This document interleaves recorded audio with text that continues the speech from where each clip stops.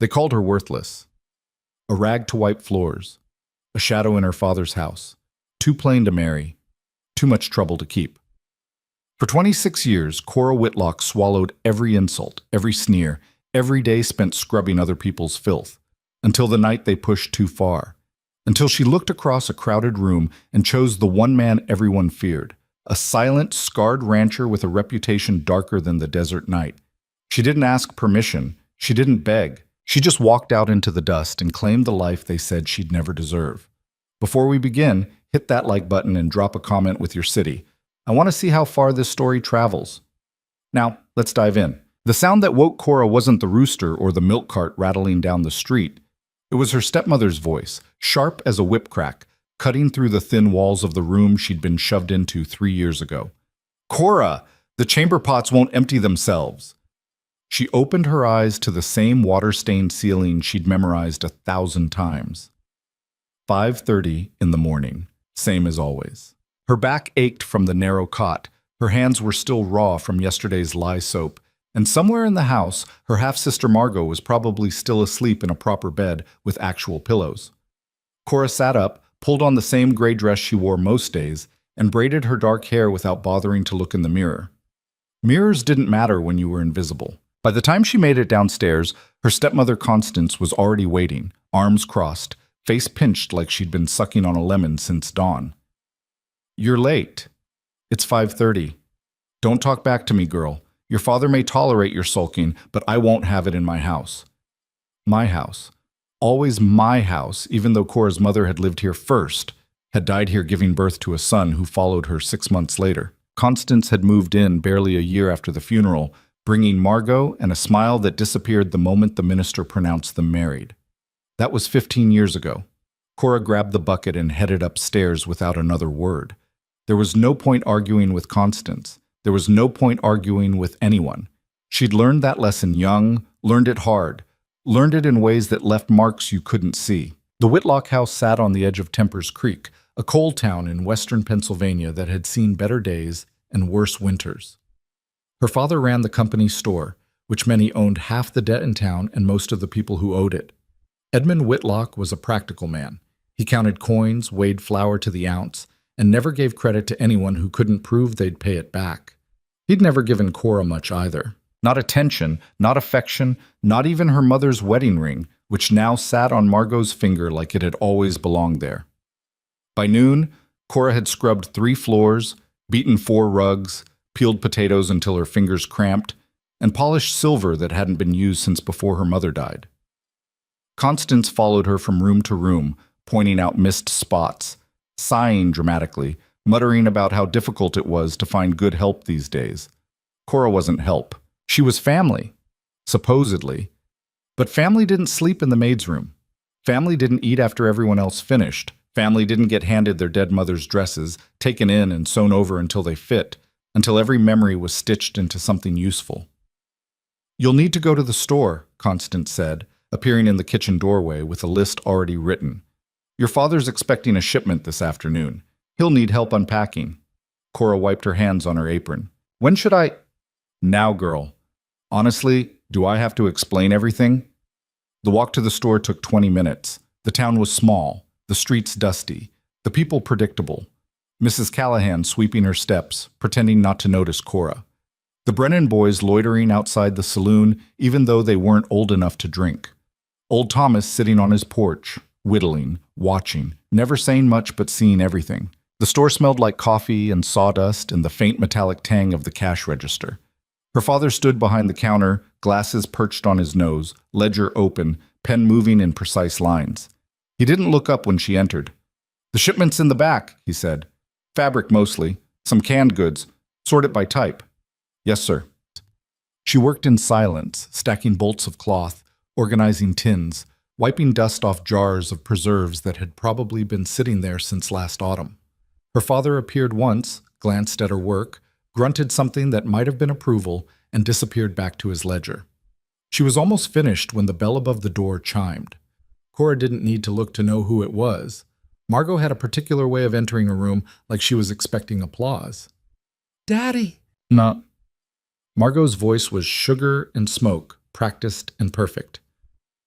Mrs. Henderson says the blue fabric came in. The one I wanted for my dress? In the back, Edmund said, and his voice was different now, softer, warmer.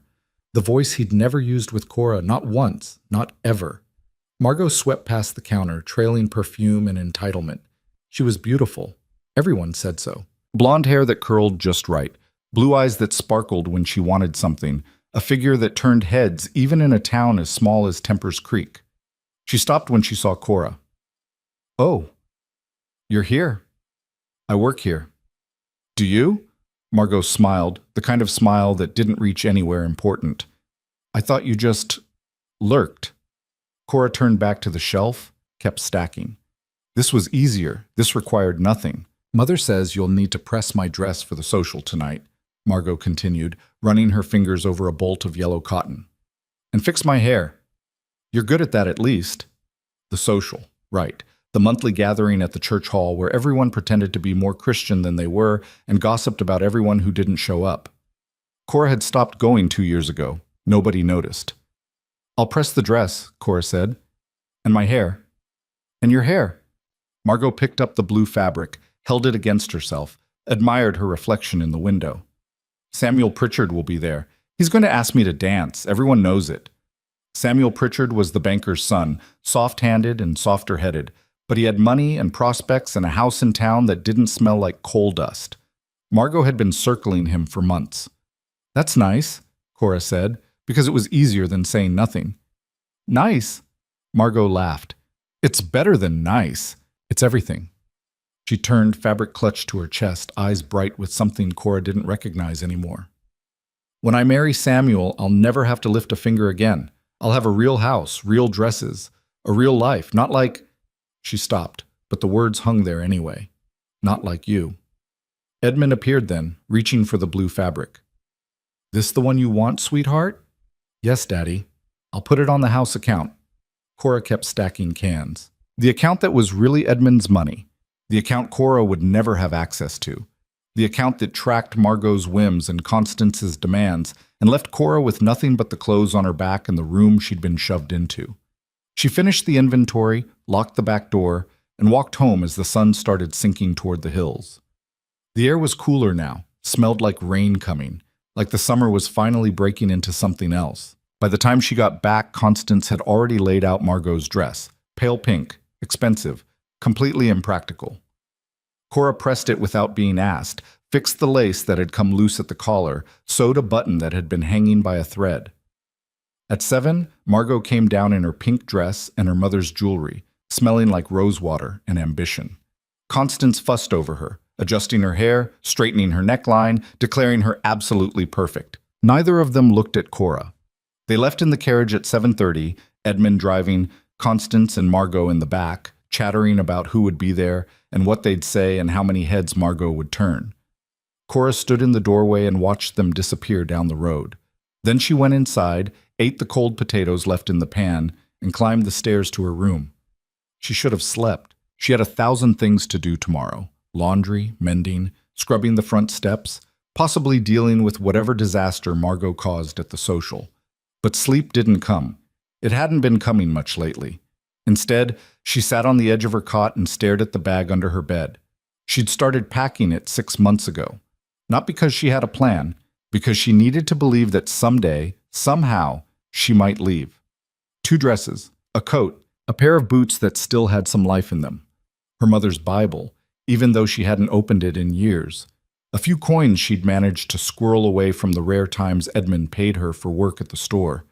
It wasn't much, but it was hers. The house was silent now. Too silent. The kind of silence that made you hear things, floorboards creaking, wind rattling windows, your own heartbeat in your ears. Cora lay back on the cot and closed her eyes. Tomorrow would be the same as today, and the day after that, and the day after that, until she was 30, 40, 50, still scrubbing floors, still invisible, still waiting for a life that would never come. Unless she did something. The thought came like it always did, quiet, persistent, dangerous. She pushed it away like she always did, rolled over, tried to sleep. But it didn't leave. It never did. The social had been a disaster. Cora didn't know the details yet, but she could tell from the way the carriage rattled up to the house at 10:30, from the way Constance's voice carried through the walls, from the way Margot's door slammed hard enough to shake the frame. She stayed in her room, listening. Absolutely humiliated. Not my fault. The whole town saw. Cora waited until the voices stopped, until the house settled back into its regular silence. Then she crept downstairs, careful to avoid the squeaky step, and found Constance in the kitchen, still in her good dress, pouring herself a very full glass of sherry. What happened? Constance looked up, eyes red, mouth tight. None of your concern. Is Margot? I said it's none of your concern. She drank half the glass in one swallow. Samuel Pritchard proposed to Eleanor Watts tonight, in front of everyone. Margot made a scene. Cora didn't say anything. There was nothing to say. Your sister, Constance continued, voice shaking now, threw her drink in his face and called Eleanor a conniving snake, at a church social, in front of the minister. Cora felt something that might have been sympathy if she had any left to give. We're ruined, Constance whispered. The whole town is talking. No decent man will look at her now. She stopped, pressed her hand to her mouth, looked at Cora like she was seeing her for the first time in years. At least you've never caused me this kind of embarrassment. Because Cora had never been important enough to cause embarrassment. Because she'd never been invited to matter. She went back upstairs, lay down, and stared at the ceiling until dawn. Well, the next 3 weeks were worse than usual. Margot refused to leave her room except to eat, and even then she barely spoke. Constance moved through the house like a ghost, snapping at Cora for things that weren't her fault, crying in the parlor when she thought no one could hear. Edmund retreated to the store and stayed there, came home late, said even less than usual. And Cora worked. She always worked. By the time autumn arrived, the house had settled into a new kind of quiet. Not peace, but resignation. Margot started appearing at meals again, pale and subdued, her spark dimmed to something small and bitter. Constance stopped crying and started planning, talking about families in other towns, potential suitors who might not have heard about the incident. Cora scrubbed floors and stayed invisible. Then came the letter. It arrived on a Tuesday afternoon, delivered by the postal carrier, who looked at Edmund with something that might have been pity. Edmund read it at the dinner table, face going pale, hands shaking just slightly. What is it? Constance demanded. An invitation. His voice was flat. From Lawrence Greer. The name hung in the air like smoke. Lawrence Greer was a cattle baron from Colorado, a man who'd made his fortune in beef and land and other people's misery. He'd left Temper's Creek 20 years ago with nothing and come back twice since, each time richer, each time more insufferable. He was 50 now, widowed, and apparently looking for a wife. He's invited us to dinner, Edmund continued, still staring at the letter. Friday night. He wants to meet Margot. Margot's head snapped up. What? He says he's looking to settle down. Wants a young wife from a good family. I won't. You will, Constance said, and her voice had steel in it now. This is the opportunity we need. Lawrence Greer has money, influence, land. He can give you everything. He's old, Margot whispered. He's wealthy. I don't love him. You'll learn. Cora watched from the corner where she stood with the serving dish, watched Margot's face crumple, watched Constance's jaw set, watched Edmund retreat behind his newspaper like the coward he was. What about me? Margot's voice was small now, desperate. Don't I get a choice? You made your choice, Constance said coldly, when you threw that drink. This is what's left. Margot looked at her father. Daddy? Edmund didn't lower the newspaper. She looked at Cora then, and for just a second something passed between them. Recognition, maybe. Understanding, the knowledge that neither of them had ever really mattered, not in the ways that counted. Then Margot stood, left the table, and locked herself in her room for the rest of the night. Friday came too fast. The house was chaos all day. Constance ordering Cora around, demanding perfection, inspecting every corner, every surface, every detail. Margot's dress had to be perfect. The dinner had to be perfect. The house had to look like they were the kind of family that belonged in Lawrence Greer's world. Cora cooked, cleaned, polished, pressed. Her hands were raw by noon, her back screaming by 3, but she kept going because there was no alternative. At 6, Lawrence Greer arrived in a carriage that probably cost more than the house. Cora answered the door because Constance was still fixing Margot's hair, and Edmund was in his study, working up the nerve to be sociable. Lawrence Greer was exactly what she expected. Tall, broad, gray at the temples, expensive suit, cold eyes. He looked at her the way you'd look at furniture. "The help," he said. Not a question. "I'll get Mr. Whitlock." She stepped aside, let him enter, disappeared before he could say anything else. This was her role. This was what she was good at, being there when needed, gone when not. Dinner was agony. Cora served each course silently, refilled glasses, cleared plates. Lawrence talked about his ranch, his cattle, his plans to expand. Edmund nodded and agreed with everything. Constance smiled until her face must have hurt. Margot sat frozen, barely eating, barely speaking. "You're quiet," Lawrence said to her during the 4th course. "I like that in a woman." Margot's fork trembled against her plate. "She's just shy," Constance said quickly. "Aren't you, sweetheart?" Margot nodded. "Good." Lawrence leaned back, studied Margot like she was livestock. "I'll be frank, Edmund. I need a wife. Someone young, someone manageable. I'm prepared to be generous." "How generous?" Edmund's voice was careful. $5,000. "Plus an allowance for your wife and a line of credit at my bank." Constance inhaled sharply. "In exchange," Lawrence continued, "I take Margot back to Colorado as my wife. We marry within the month." Margot made a sound, small, broken, barely human. "She'd be well taken care of," Lawrence said. "I'm not a cruel man, just a practical one." Cora stood in the doorway between the dining room and kitchen, hands gripping the empty serving tray so hard her knuckles went white. She wanted to speak, to scream, to do something, but she didn't, because she never did. "Could we have a moment to discuss?" Edmund asked. "Of course." They excused themselves, Edmund, Constance, and Lawrence, disappearing into the study like Margot's entire life wasn't being sold in the next room. Cora and Margot were alone. Margot stared at her plate, tears streaming silently down her face, ruining the makeup Constance had spent an hour applying. "I'm sorry," Cora said quietly. "Are you?" Margot's voice was hollow. "You've hated me for years." "I've never—" "Don't lie. I'm not stupid." Margot looked up, eyes red and empty. "You think I deserved this. Because of Samuel. Because I'm spoiled. Because I had everything you didn't." Cora set the tray down. "I don't think you deserve this." "But you don't think I deserve better either." The words hung there, true and terrible. Before Cora could answer, the study door opened. Edmund, Constance, and Lawrence emerged, faces set, decision made. "It's settled," Edmund said. "The wedding will be in 3 weeks."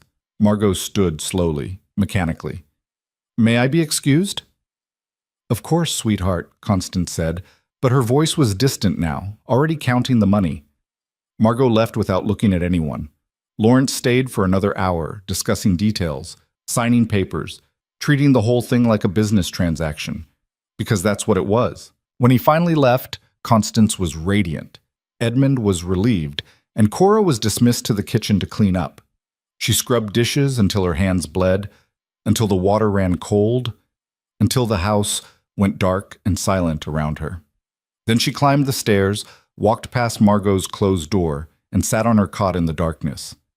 She should have felt something, anger, sadness, horror, but she'd run out of those years ago. Now there was just numbness and the quiet certainty that this was how things worked. Men with money took what they wanted. Women like Margot and Cora were just currency. She pulled the bag out from under her bed, held it in her lap. Tomorrow would be the same as today, and the day after that, unless she did something. The thought wouldn't leave this time. It sat in her chest, heavy and insistent, and for the first time in 26 years, Cora Whitlock decided to listen. She waited until the house was asleep. 1 in the morning, maybe later, Constance snoring in the master bedroom. Edmund in his study, passed out in his chair with an empty bottle beside him. Margot's room dark and silent. Cora moved quietly, efficiently. She'd been planning this for 6 months, even if she hadn't admitted it to herself. She knew which floorboards creaked. She knew which doors squeaked. She knew how to be invisible, and tonight that would save her. She took the bag from under her bed, heavier now, filled with everything she owned. She took the coins from the jar she'd hidden behind the loose brick in her wall. She took her mother's Bible and the photograph of her parents on their wedding day, the only proof she'd ever been part of something. Then she walked downstairs, out the back door, and into the night. The air was cold, sharp, tasting like freedom and fear. She didn't look back. Looking back would make her think, and thinking would make her stop. She walked through town, past darkened houses, past the church with its judgmental steeple, past the store where she'd wasted years sorting fabric for people who never saw her. She walked until she reached the edge of town, where the road split. One direction back toward the life she'd known, the other toward something else entirely. There was a wagon there, waiting. She'd heard about it 2 weeks ago, overheard really, while serving dinner. A man looking for workers to head west. A man who didn't ask questions. The driver was asleep against a wheel, hat pulled low. Cora cleared her throat. He stirred, looked up. Yeah? You heading west? Might be. You still taking passengers? He studied her in the darkness. A young woman alone carrying a bag, looking like she was running from something. He'd seen this before. Cost you $10. She had 12. Deal. Climb in the back. We leave at dawn. She did, settling onto the hard wooden bench next to 3 other people who also looked like they were running. Nobody spoke. Nobody asked. As the sky started to lighten, the wagon lurched forward, wheels groaning, horses snorting. Cora watched Temper's Creek disappear behind her, the houses shrinking, the smoke from morning fires rising, the whole town becoming smaller and smaller until it was just a smudge on the horizon. She was 26 years old. She had $2 left, 2 dresses, and absolutely no plan. But she was free, and that, for now, was enough. The journey west was harder than anything Cora had imagined. 3 weeks in the wagon, bouncing over roads that barely deserved the name, sleeping rough, eating whatever they could find or afford. The other passengers came and went. A preacher who got off in Ohio, a family heading to Kansas, a gambler who disappeared one night with half their supplies. Cora kept to herself, spoke when spoken to, learned to sleep sitting up and eat food that tasted like dust. By the time they reached Colorado territory, she had 50 cents left in blisters on top of blisters. "This is my stop," the driver said, pulling into a town that looked like it had been thrown together and forgotten. "Good luck." Cora climbed down, bag in hand, and looked around. The town was called Salvation, ironic considering how God-forsaken it looked. One main street, buildings made of wood and hope, people who moved like they'd been working since birth and would keep working until death. A mining town, she realized. Silver, probably. The mountains in the distance had that stripped, scarred look. She walked down the street, looking for anything that might help. A job posting, a boarding house, a church that might take pity. She found none of those things. What she found was a saloon called the Broken Spoke and a sign in the window, "Cook Wanted." Cora hesitated. Saloons weren't respectable, but neither was starving. She pushed open the door. Inside, it smelled like whiskey and smoke and desperation. A few men sat at tables, nursing drinks, looking like they'd been there since yesterday. Behind the bar, a woman with gray hair and hard eyes looked up. "We're not open." "I saw the sign," Cora said, "about the cook." The woman studied her. "You know how to cook?" "Yes." "For 50 men at a time?" "I can learn." A long pause, then, "Name's Ruth. I own this place. You work 6 days a week, dawn to midnight. You get a room upstairs, 2 meals a day, and $3 a week. You steal from me, you're out. You cause trouble, you're out. Understood?" "Understood. Start tomorrow." Cora nodded, took the key Ruth handed her, and climbed the narrow stairs to a room barely bigger than the one she'd left behind. But it was hers. She'd earned it, and nobody could take it away. She set her bag on the floor, sat on the bed, and let herself breathe for the first time in weeks. Then she cried, hard, ugly, gasping sobs that she'd been holding in since the night Margot's life was sold and Cora realized hers never would be unless she took it. When she was done, she washed her face in the basin, changed into her other dress, and went downstairs to ask Ruth what she needed to know. Because tomorrow, Cora Whitlock would start a new life, and this time, she'd make it count. 6 months passed. Cora learned to cook for crowds, to handle drunks, to keep her head down and her mouth shut. She learned which miners paid their tabs and which ones needed reminding. She learned that Ruth was hard but fair, and that the other girls who worked at the Broken Spoke had their own stories, their own reasons for being there. She sent no letters back to Tempers Creek. As far as she knew, no one was looking. Life in Salvation was brutal, exhausting, and honest in a way her old life never had been. She worked, she slept, she saved every penny she could. By winter, she had $20 tucked away. By spring, almost $50. Then came the night that changed everything. It was a Saturday, late, the saloon packed with miners who'd just been paid. Cora was in the kitchen, elbow deep in dishwater, when Ruth appeared in the doorway. "Need you out front." I know, but Molly's sick, and we're 3 deep at the bar. Just serve drinks, nothing else." Cora dried her hands, took off her apron, and followed Ruth into the chaos. The saloon was loud, smoky, full of men who'd been underground all week and wanted to forget. Cora moved between tables, taking orders, delivering whiskey, dodging hands that reached for places they shouldn't. She was collecting empty glasses when she heard it. "Well, look what we have here." The voice was familiar. Horribly, impossibly familiar. Cora turned slowly.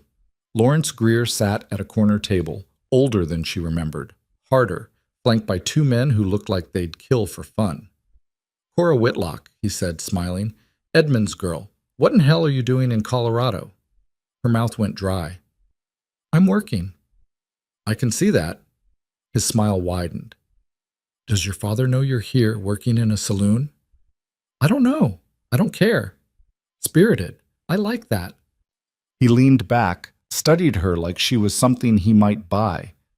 "I married your sister, you know, 3 months after you disappeared. She's back at my ranch now. Pregnant, if you're curious." Cora felt something twist in her chest. "Good for her." "Is it?" Lawrence's smile faded. "She cries most days, barely eats, refuses to speak to me unless I force her." He paused. "But she's mine, and she'll learn." Cora set the tray down before she dropped it. "I need to get back to work." "Wait." He pulled a coin from his pocket, set it on the table. "For your trouble. And a message. If you ever want to visit your sister, you're welcome at Greer Ranch. I'm sure she'd love to see you." Cora took the coin because refusing would cause a scene. Then she walked back to the kitchen, hands shaking, heart pounding. She didn't tell Ruth. She didn't tell anyone. But that night, lying in her narrow bed, she thought about Margot, trapped, pregnant, crying in a house that wasn't hers with a man who'd bought her like livestock. And Cora realized that escaping hadn't been enough, because the world that had made her invisible had done the same to Margot. And unless something changed, unless someone fought back, it would keep happening. To other girls, other women, other lives that didn't matter to men like Lawrence Greer and Edmund Whitlock. Cora stared at the ceiling and made a decision. She would survive, she would save, and when she had enough money, enough strength, enough audacity, she would build something different. A place where women like her and Margot didn't have to be sold. A place where they could choose. It would take years. It would take everything she had. But for the first time in her life, Cora Whitlock had a purpose that wasn't survival. It was revolution. And she was just getting started. Revolution turned out to be slower than Cora expected. 2 years passed in Salvation, each day blurring into the next. She cooked, she served, she saved. The jar under her bed grew heavier, $70, then $90, then $100. It wasn't enough. It would never be enough for what she had in mind, but it was something. Ruth noticed the change in her. "You're different," she said one morning, watching Cora knead bread with a ferocity that went beyond making dough. "Angrier." "I'm the same." "No, you're not. You got a plan brewing in that head of yours?" Cora didn't answer. Plans were dangerous when spoken aloud. They turned into expectations, and expectations could be crushed. She kept her head down, kept working, kept listening to the conversations that flowed through the Broken Spoke like water. Miners talked about claims and veins and who struck it rich. Businessmen talked about opportunities and investments and expansion. And occasionally men like Lawrence Greer came through, talking about land and cattle and the women they owned. Cora listened to all of it, filing away information she didn't yet know how to use. Then one night in late summer, everything shifted. The man who walked into the Broken Spoke didn't look like the others. He was tall, broad-shouldered, maybe 35, with dark hair and a face that had seen weather and worse. But it was his eyes that caught Cora's attention. Gray, distant, like he was looking at something no one else could see. He sat at the bar, ordered whiskey, and didn't speak to anyone. Ruth noticed him too. "That's Silas Vance," she said quietly, leaning close to Cora. "Owns a ranch about 20 miles south. Used to come in regular, few years back. Then his wife died, and his daughter disappeared. Hasn't been the same since." Cora glanced at him again. He was staring into his glass like it held answers. "What happened to the daughter?" "Depends who you ask. Some say she ran off. Some say the wife's family took her. Some say worse." Ruth shrugged. "Point is, he lost everything that mattered. Been running that ranch alone ever since. Barely speaks to anyone anymore. They call him the quiet man." Cora watched him for another moment, then went back to work. Tragic men were everywhere out here. She didn't have time for their stories. But Silas came back the next night, and the night after that. He always sat in the same spot, ordered the same drink, stayed exactly 1 hour, and left without saying more than 3 words. Cora served him twice, got a nod in return, nothing else. The third week, Ruth pulled her aside. "He's been asking about you." Cora froze. "What?" "Not asking, just watching. Listening when you talk. I've seen that look before." "What look?" "The look a man gets when he's thinking about something stupid." Ruth crossed her arms. "Be careful with that one. He's broken in ways most men aren't." Cora wanted to say she wasn't interested, that she had plans that didn't involve any man, broken or otherwise. But something stopped her. Maybe it was curiosity. Maybe it was the way he looked as alone as she felt. Either way, she started paying attention. Silas came in every Friday night for 2 months. Same routine, same silence. Then one night in October, he stayed past his usual hour. Cora was wiping down tables when he finally spoke. "You're Edmund Whitlock's daughter." She nearly dropped the rag. "How do you—" "Saw you talking to Lawrence Greer a while back. Heard him say your name." His voice was rough, like he didn't use it much. "You ran away." It wasn't a question. "Yes." "Good." Cora straightened, studied him. "You know Lawrence?" "I know of him. Knows how to take things that aren't his." Silas finished his drink, set the glass down carefully. "Your sister's still with him?" "As far as I know." "That bother you?" The question was too direct, too sharp. Cora felt her defenses rise. "Why would it?" "Because you're here and she's there, and you look like someone who thinks about that more than you should." Cora set the rag down. "You don't know anything about me." "No," Silas agreed. "But I know what running looks like, and I know what guilt looks like. You got both." She wanted to argue, to tell him he was wrong, but he wasn't. "What do you want?" she asked instead. Silas stood, pulled a few coins from his pocket, left them on the bar. "Nothing. Just thought you should know. Lawrence Greer's expanding, buying up land, pushing out smaller ranchers. My place is next on his list." "Why are you telling me this?" "Because you're smart enough to care." He headed for the door, paused. "And because if you ever want to do something about men like him, you'll need allies." Then he was gone. Cora stood there, heart pounding, mind racing. She didn't know what game Silas Vance was playing, but she knew one thing. He'd just cracked open a door she'd been trying to find for 2 years. The next Friday, she waited for him.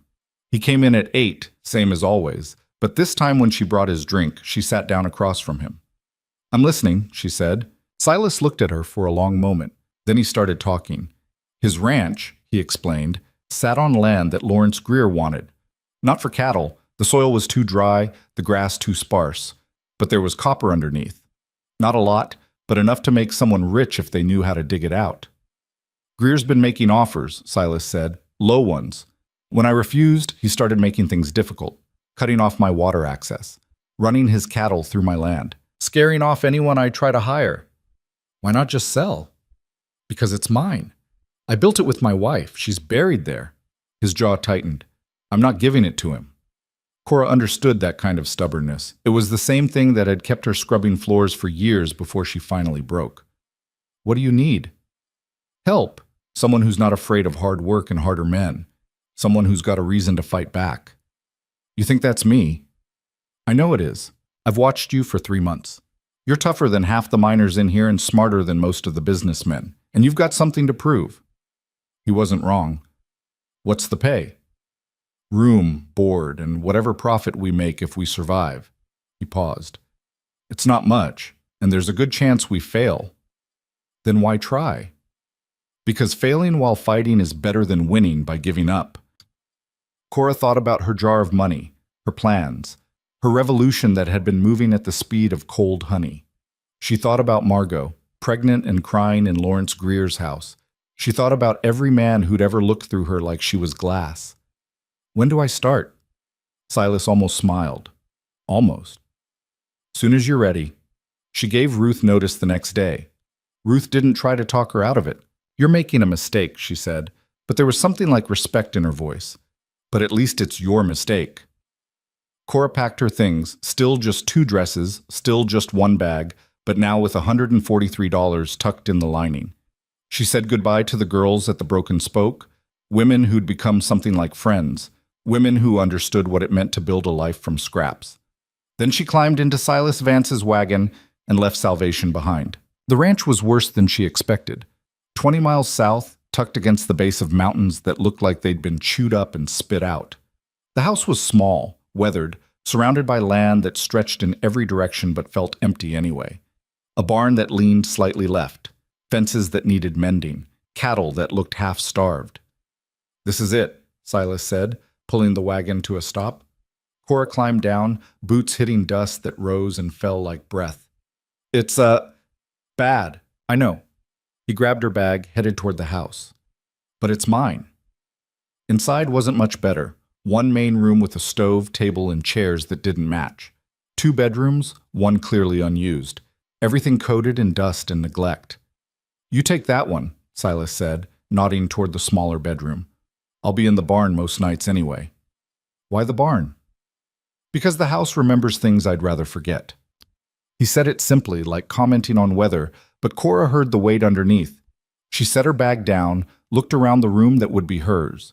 It was bigger than the one at the Broken Spoke, cleaner than the one in Temper's Creek, and completely, utterly hers. Thank you, she said. Silas nodded once, then left her alone. That first night, Cora lay in an actual bed with actual sheets and listened to the silence. It was different out here, deeper, lonelier, broken only by wind and the occasional sound of cattle settling. She thought about what she'd agreed to, working for a man she barely knew, on land that was already marked for destruction, fighting a battle she'd probably lose. It should have terrified her. Instead, she felt something she hadn't felt in years. Purpose. The work started before dawn. Silas woke her by knocking once on her door, didn't wait for an answer. By the time she stumbled outside, he was already feeding the cattle, moving with the kind of efficiency that came from doing the same thing every day for years. Can you ride? He asked. No. Can you mend fence? I can learn. Good. Start there. He pointed to a section of fence that looked like it had been kicked apart. Wires in the barn. Tools, too. I'll be back by noon. Then he mounted his horse and rode off, leaving Cora standing in the yard with no idea what she was doing. She found the wire, found the tools, stared at the fence like it was a puzzle she hadn't been given the pieces to. It took her 4 hours to fix 20 feet of fence. Her hands were bleeding by the time Silas returned. He looked at her work, looked at her hands, said nothing. It's not good, Cora admitted. No, but you didn't quit. That's something. He showed her how to do it properly, how to pull the wire tight, how to twist it without tearing her palms apart, how to brace the posts so they wouldn't lean. By the end of the week, she could mend fence almost as fast as he could. By the end of the month, she was doing it better. The days fell into a rhythm. Wake before dawn, feed the cattle, mend what was broken, haul water from the creek when the well ran dry, cook meals that were more function than flavor, collapse into bed with muscles screaming. Silas spoke only when necessary. Instructions, corrections, the occasional observation about weather. He was teaching her, Cora realized, but not through words, through demonstration, repetition, and the expectation that she'd figure it out. It was harder than anything she'd done at the Broken Spoke, harder than years of scrubbing floors in Temper's Creek. But it was hers. 2 months in, Lawrence Greer made his move. They woke to find this creek blocked. Someone had dammed it upstream, cutting off their water supply. The cattle were already getting restless, bawling in the heat. Silas saddled his horse without a word. "Where are you going?" Cora asked. "To fix it." "Alone?" "Yes." "That's stupid." He looked at her then, really looked at her. "You can't ride well enough to keep up. And if Greer's men are there, it'll get ugly. Then take a gun. I have a gun." "Take 2. Something almost like amusement crossed his face. "You worried about me?" "I'm worried about losing my job." He handed her a rifle from the rack by the door. "Know how to use this?" "Point and shoot?" "Close enough. Anyone comes near the house, fire a warning shot. If they don't leave, fire again. Aim lower the second time." Then he was gone, riding toward the mountains, leaving Cora alone with a rifle and instructions that might get her killed. She spent the next 6 hours pacing, checking the windows, jumping at every sound. The cattle were getting louder, more agitated. The sun climbed higher, hotter, merciless. By noon, she couldn't stand it anymore. She found Silas's old mare in the barn, a gentle thing too old for real work. She managed to get a saddle on, barely managed to climb up, and pointed the horse toward the mountains. The ride was terrifying. She clung to the saddle, legs gripping too tight, bouncing with every step. But the mare was patient, following the trail Silas had taken, and eventually they reached the creek. She heard voices before she saw them. Men arguing, Silas's voice low and steady, another voice loud and aggressive. Cora slid off the horse, grabbed the rifle, and crept closer. Silas stood in the creek bed, facing 3 men on horseback. One of them was pointing a rifle at him. "Last chance, Vance. Sell, or we make sure you can't." "Can't sell what I don't own anymore," Silas said calmly. The man laughed. "What the hell does that mean?" "Means I signed the deed over yesterday. Ranch belongs to someone else now." Cora's blood went cold. He'd sold. He'd given up. "Who?" the man demanded. "My wife." A pause. Then, "Your wife's dead." "My new wife." Cora stepped out from behind the rocks before she could think better of it.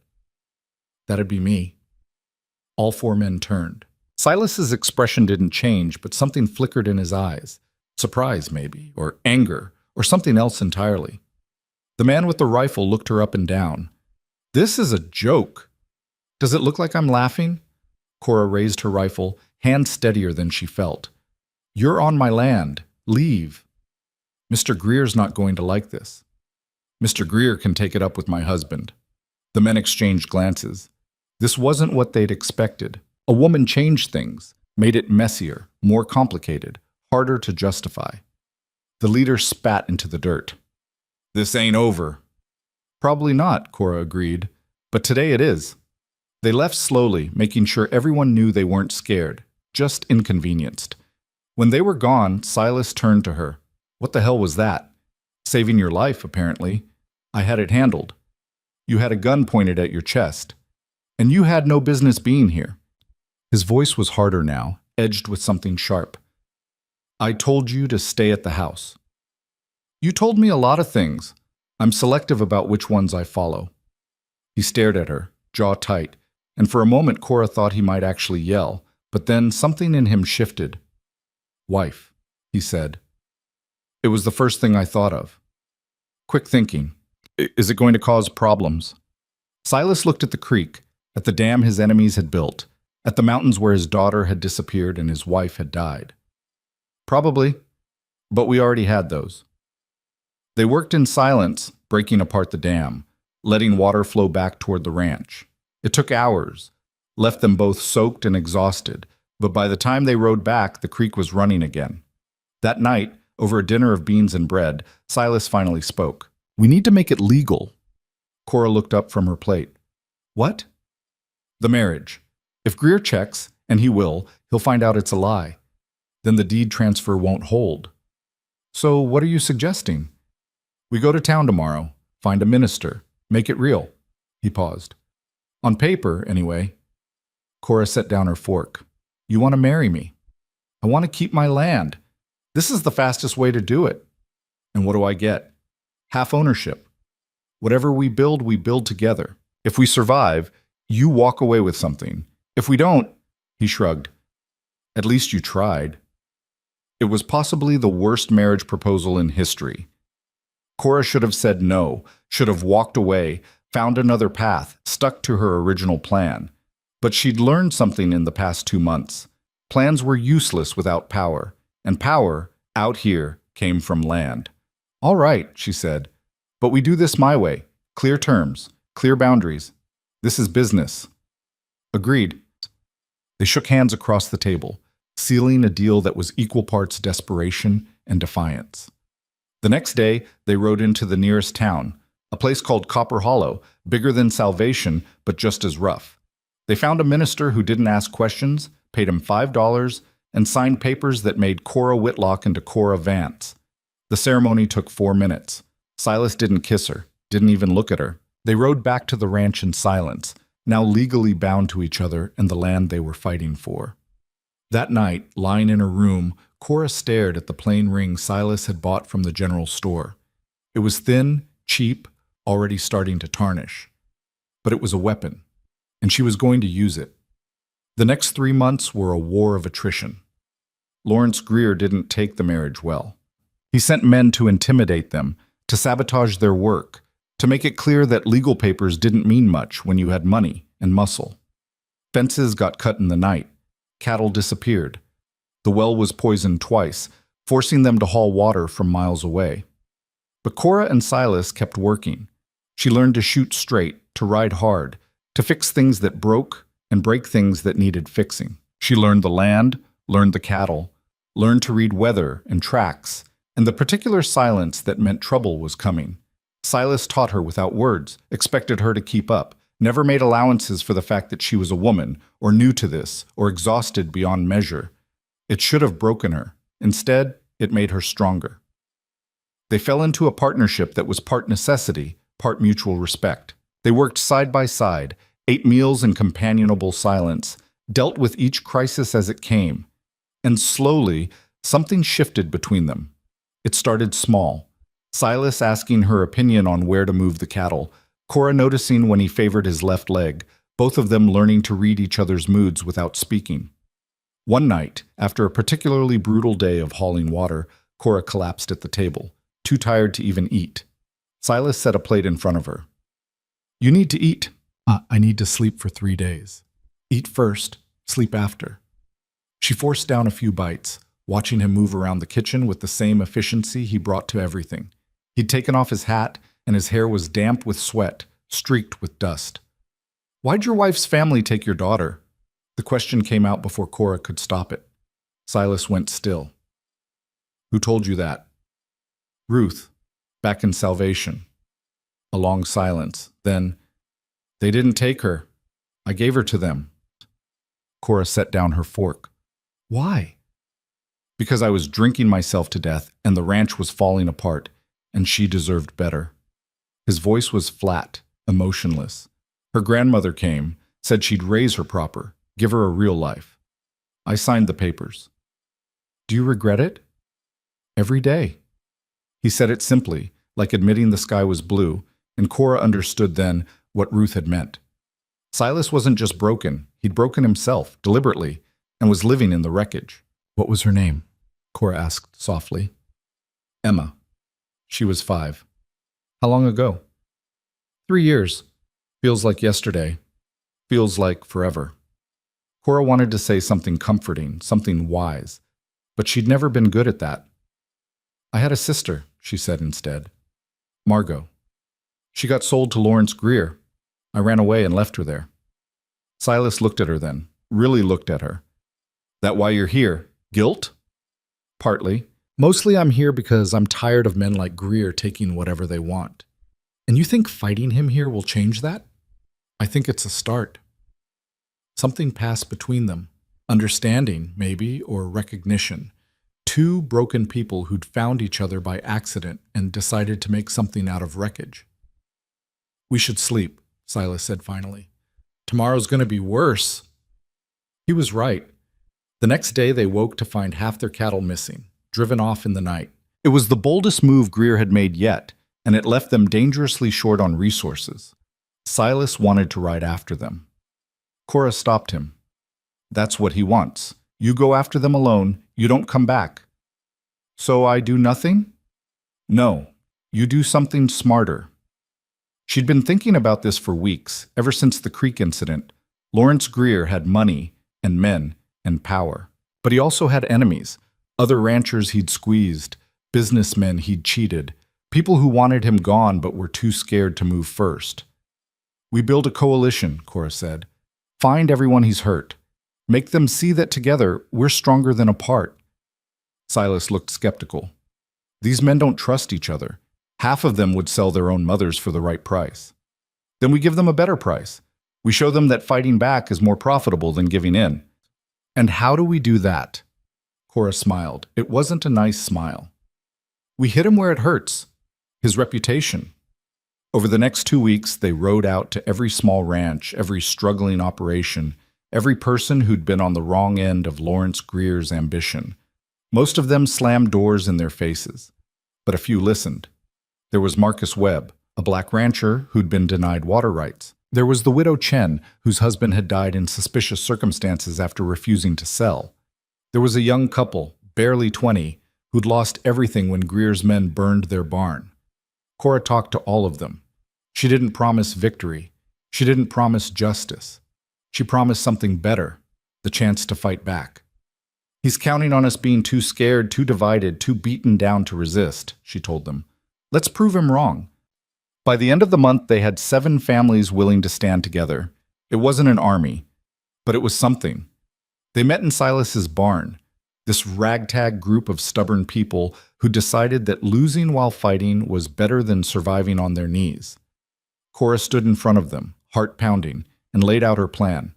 It was risky, it was probably stupid, but it was a chance, and that was more than any of them had yesterday. The plan was simple, which meant it would probably go wrong in complicated ways. Lawrence Greer was hosting a cattle auction in 2 weeks, a big one, with buyers coming from as far as Denver. He'd been bragging about it for months, using it to prove he was the biggest rancher in the territory, the man everyone had to deal with. Cora's plan was to make sure the auction failed spectacularly. He's expecting 300 head of cattle, she explained to the group gathered in the barn. But half of those are actually ours, stolen over the past 6 months. If we can prove it, in front of all those buyers, his reputation collapses. Marcus Webb crossed his arms. How do we prove it? Brand records. Every cow he's claiming as his should have a bill of sale, transfer papers, something showing he bought them legal. We get our hands on those records, we can show which ones don't match up. And how exactly do we get his records? The widow Chen asked. Cora looked at Silas. He'd been quiet through the whole meeting, leaning against the barn wall, face unreadable. We steal them, he said. The room went silent. That's insane, someone muttered. Probably, Silas agreed. But it's also our only shot. Greer keeps his records in his office, places guarded, but not well. 2 men, maybe 3. If we time it right, when everyone's focused on the auction setup, we might get in and out. Might, Marcus repeated. That's not exactly reassuring. Nothing about this is reassuring, Cora said. But we're past the point of safe options. We either do this or we pack up and leave. Those are the choices. She watched the faces around her, scared, angry, desperate. These weren't fighters, they were farmers and ranchers, and people who just wanted to be left alone. But Lawrence Greer hadn't left them alone, and now they were here, in a dusty barn, planning something that could get them all killed. I'm in, the widow Chen said quietly. One by one, the others nodded. Cora felt something tight in her chest loosen. They had a chance, a small one, but real. The next 2 weeks were chaos. They spent days preparing, mapping out Greer's property, timing the guard rotations, gathering evidence of their stolen cattle. Cora rode out to each ranch, documenting brands, collecting bills of sale, building a case that would hold up even under scrutiny. Silas taught her how to move quietly, how to pick simple locks, how to fight if things went bad. They practiced in the barn after dark, him correcting her stance, her learning to anticipate his moves. "You're thinking too much," he said one night, after she'd hesitated on a lock for the third time. "Your hands know what to do. Trust them." "Easy for you to say. You've done this before." "Once or twice." He didn't elaborate, and Cora didn't push. Everyone out here had a past they didn't talk about. She got better, faster, more confident. By the end of the first week, she could pick the practice lock in under a minute. But the nights were harder. Cora lay awake, staring at the ceiling, running through everything that could go wrong. They'd be outnumbered, outgunned, and if they got caught, there'd be no trial, no justice, just a bullet and a shallow grave. She thought about writing to Margot, just in case. But what would she say? "I'm sorry I left you. I'm trying to fix it by stealing from your husband and probably getting killed." "Hope you're doing well." No. Some things were better left unwritten. 3 days before the auction, Silas found her in the barn, sitting on a hay bale, staring at nothing. "You scared?" he asked. "Terrified." "Good. Means you're paying attention." He sat down beside her, close enough that their shoulders almost touched. "You don't have to do this. I can go alone." "No, you can't. I've done worse with less. Maybe. But this isn't just about you anymore." She looked at him, at the scars on his hands, the lines around his eyes that came from squinting into sun and grief. "We started this together.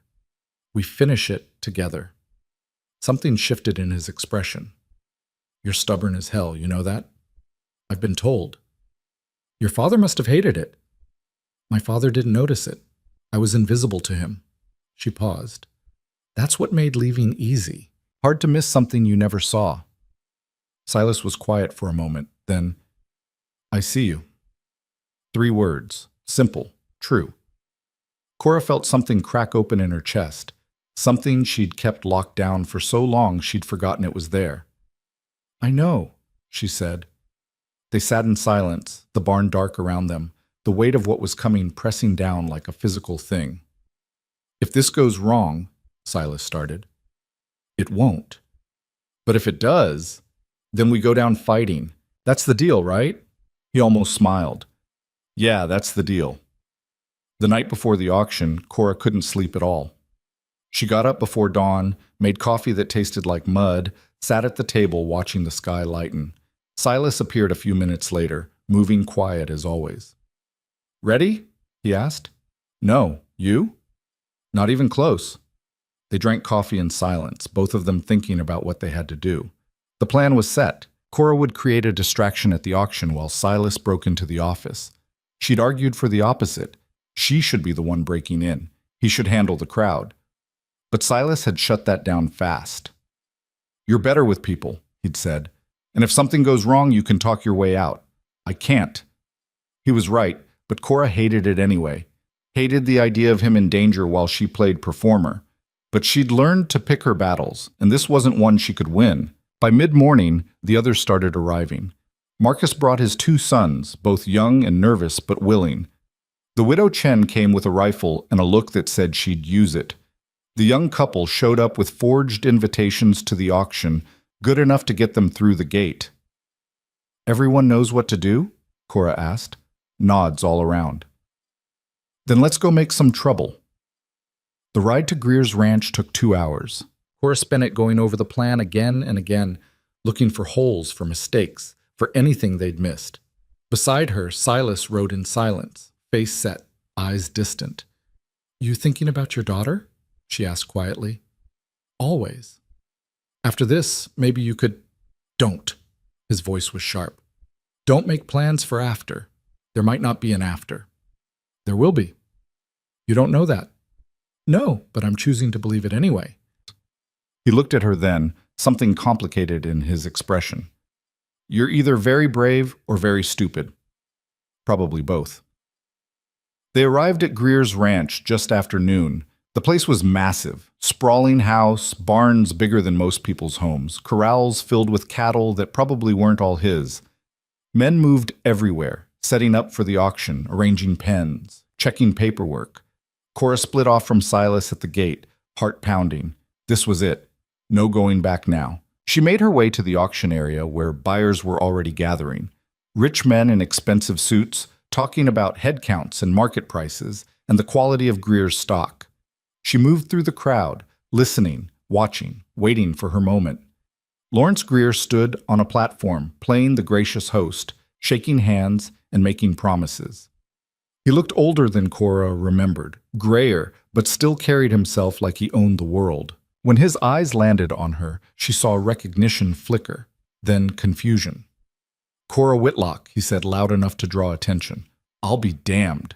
What brings you here?" "It's Cora Vance now," she said, keeping her voice steady. "And I'm here to buy cattle, same as everyone else." "Vance?" His smile didn't reach his eyes. "You married that broken-down rancher? How desperate were you?" The crowd tittered. Cora felt heat rise in her face but forced it down. This was part of the plan. Draw his attention, keep him focused on her. Desperate enough to marry a man who earned his land instead of stealing it. The laughter stopped. Greer's expression hardened. "Careful, girl. You're on my property. I'd hate for something unfortunate to happen." "Is that a threat?" "It's a promise." Cora took a step closer, ignoring the way her hands shook. "Then let me make one too." "This auction? It's built on lies. Half these cattle aren't yours. You stole them, and I can prove it," the crowd murmured. Greer's face went red. "You've got no proof of anything." "Don't I?" Cora pulled a stack of papers from her coat. Brand records, bills of sale, transfer documents. "These are from every rancher you've squeezed in the past year. Every cow you've taken. Every brand you've altered. It's all here." She was bluffing. The real proof was in his office, where Silas was hopefully right now, breaking in and finding the records they actually needed. But Greer didn't know that. "Those are forgeries," he said, but his voice had lost some of its certainty. "Then you won't mind if we compare them to your records?" "Right here. Right now. In front of all these buyers." The crowd shifted. Some of the buyers looked interested. Others looked nervous. Nobody liked being part of a scandal, especially one that might cost them money. Greer stepped down from the platform, moving toward Cora with the kind of deliberate calm that preceded violence. "You're making a mistake." "Probably, but I'm good at those." He was 3 feet away when the first shout went up. "Fire! There's a fire in the east barn!" Chaos erupted. Men ran toward the smoke, buyers scattered, and Greer spun around, face twisted with rage and confusion.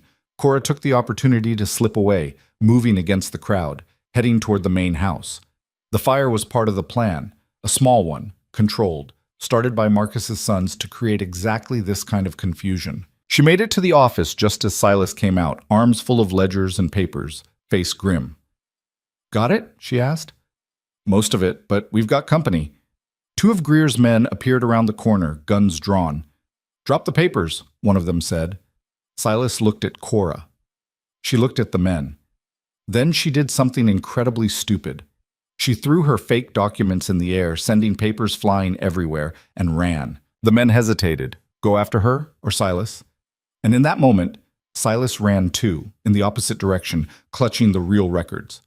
Cora made it 10 yards before someone grabbed her from behind, yanking her back hard enough to knock the wind from her lungs. She hit the ground, tasted blood, saw boots coming toward her face. Then gunfire. Not close. From the auction area. The widow Chen and her rifle creating another distraction, buying time. The man holding Cora hesitated, and she took the chance. She twisted, drove her elbow into his stomach, scrambled free. Her hands found a rock, and she swung without thinking, connected with something that crunched. The man went down. Cora ran, legs burning, lungs screaming. Behind her, more shouts, more gunfire, the whole ranch descending into chaos. She found Silas by the horses, already mounting, the stolen records tied to his saddle. "Where's the others?" he shouted. "Getting out! We need to go, now!" They rode hard, pushing the horses faster than was safe, putting distance between them and Greer's men. Behind them, smoke rose into the sky, and Cora knew the fire had spread beyond what they'd planned. "It's out of control," she said. "Can't stop now." They rode for an hour before slowing, checking behind them, seeing no pursuit. The others would scatter, take different routes, meet back at the Webb Ranch like they'd planned. Cora's hands were shaking so hard she could barely hold the reins. They'd done it. They'd actually done it. They had proof, evidence, enough to ruin Lawrence Greer. But as they crested a ridge and looked back, Cora saw the smoke still rising, black and thick, and knew the cost had been higher than they'd anticipated. "We need to get these to the territorial marshal," Silas said, patting the records. "In Copper Hollow. If we ride through the night, we can make it by dawn." "What about the others?" "They know the plan. They'll be fine." Cora wanted to believe him, but she'd seen the men with guns, heard the shots, watched chaos consume everything. "We can't stop," Silas said, reading her face. "Not now. We finished this." He was right.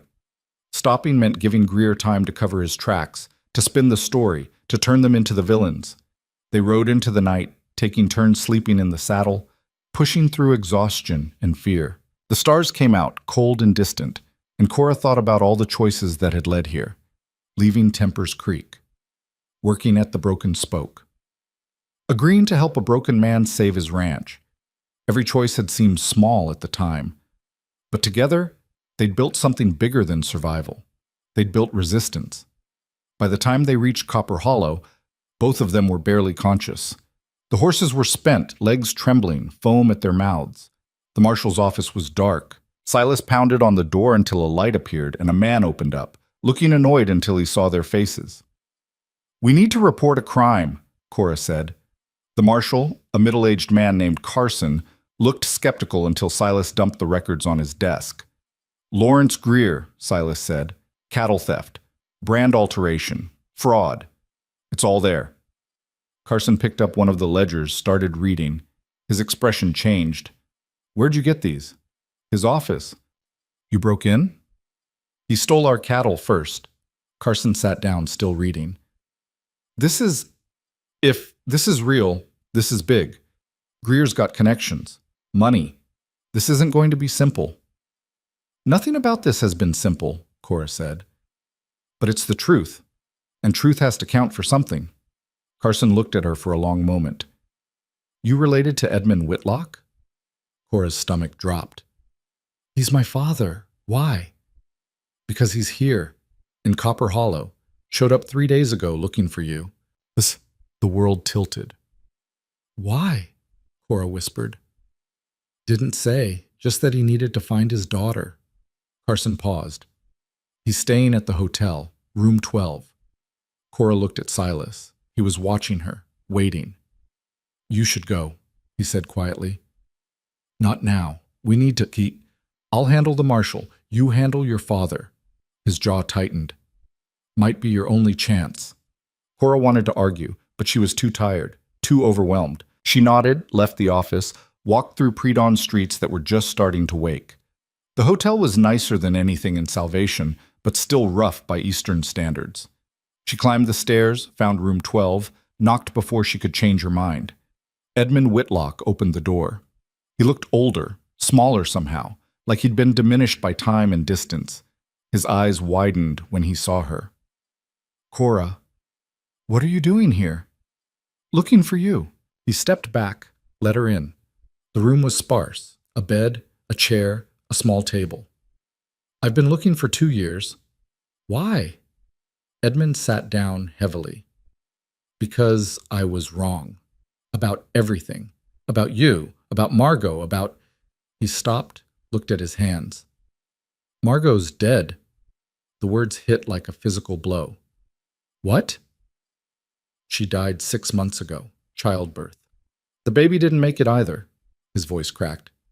"Greer sent a telegram. Said she'd been weak, that she'd never recovered from the pregnancy. Said it like it was her fault."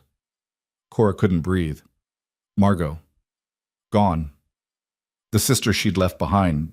The sister she'd been fighting for without admitting it." "I went to the ranch," Edmund continued. "Demanded to see her grave. Greer laughed at me, said I'd sold her and didn't get to mourn her." He looked up, eyes red. He was right. No, he wasn't. "I sold both my daughters. You I ignored until you had to run. Margot I handed over like livestock." He stood, moved to the window. "I came here because I heard you were in the territory. Thought maybe— I don't know what I thought. that I could apologize, that I could help, that I could make it right? Cora's voice was bitter. You can't. Margot's dead. I spent years being invisible in your house. Those things don't get fixed. I know. Then why are you here? Edmund turned. Because I'm dying. Consumption. Doctor says I've got 6 months, maybe less. And I didn't want to die without telling you. He stopped, composed himself. Without telling you that you were right. To run. To fight. To refuse to be invisible. He pulled papers from his coat. I'm leaving you everything. The store, the house. What money's left. Constance doesn't know yet, but it's yours. Cora stared at the papers. Everything she'd once thought she wanted. Security, inheritance, acknowledgement. It meant nothing. I don't want it, she said. Cora, I don't want your money or your house or your guilt. She moved toward the door. I built something here. On my own. With people who see me. I'm not going back. I'm not asking you to. Edmund's voice was quiet. I'm asking you to take what's yours and use it however you want. Burn it down, sell it, give it away. I don't care. Just don't refuse it because of me. Cora stopped, hand on the doorknob. Keep the papers, she said. If I survive the next few days, I'll think about it. What happens in the next few days? War. She left before he could ask more, walked back to the marshal's office where Silas was still talking, still presenting evidence, still fighting. Carson looked up when she entered. You all right? No, but I will be. She looked at Silas. What did I miss? Marshal's sending a deputy to verify the records. If they check out, he'll arrest Greer. When? Soon as the deputy gets back. Day, maybe 2. Not soon enough. Greer would know they'd stolen his records by now. He'd be coming for them, for everyone who'd helped. We need to get back, Cora said. Warn the others. They rode out immediately, exhausted horses protesting every step. The sun climbed higher, hotter, and Cora felt like they were racing toward something inevitable. They reached the Webb Ranch by midday. It was burning, not the small controlled fire they'd set at Greer's place. This was total destruction. House, barn, everything consumed by flames that reached toward the sky. Marcus was on his knees in the dirt, face black with smoke, watching everything he'd built turn to ash. They came an hour ago, he said, voice hollow. Said it was payback. Said anyone who helped you would get the same. Cora felt rage so pure it almost choked her. Your sons. Safe. Got them out before... He couldn't finish. Silas was already moving, checking the other ranches, but Cora knew what they'd find.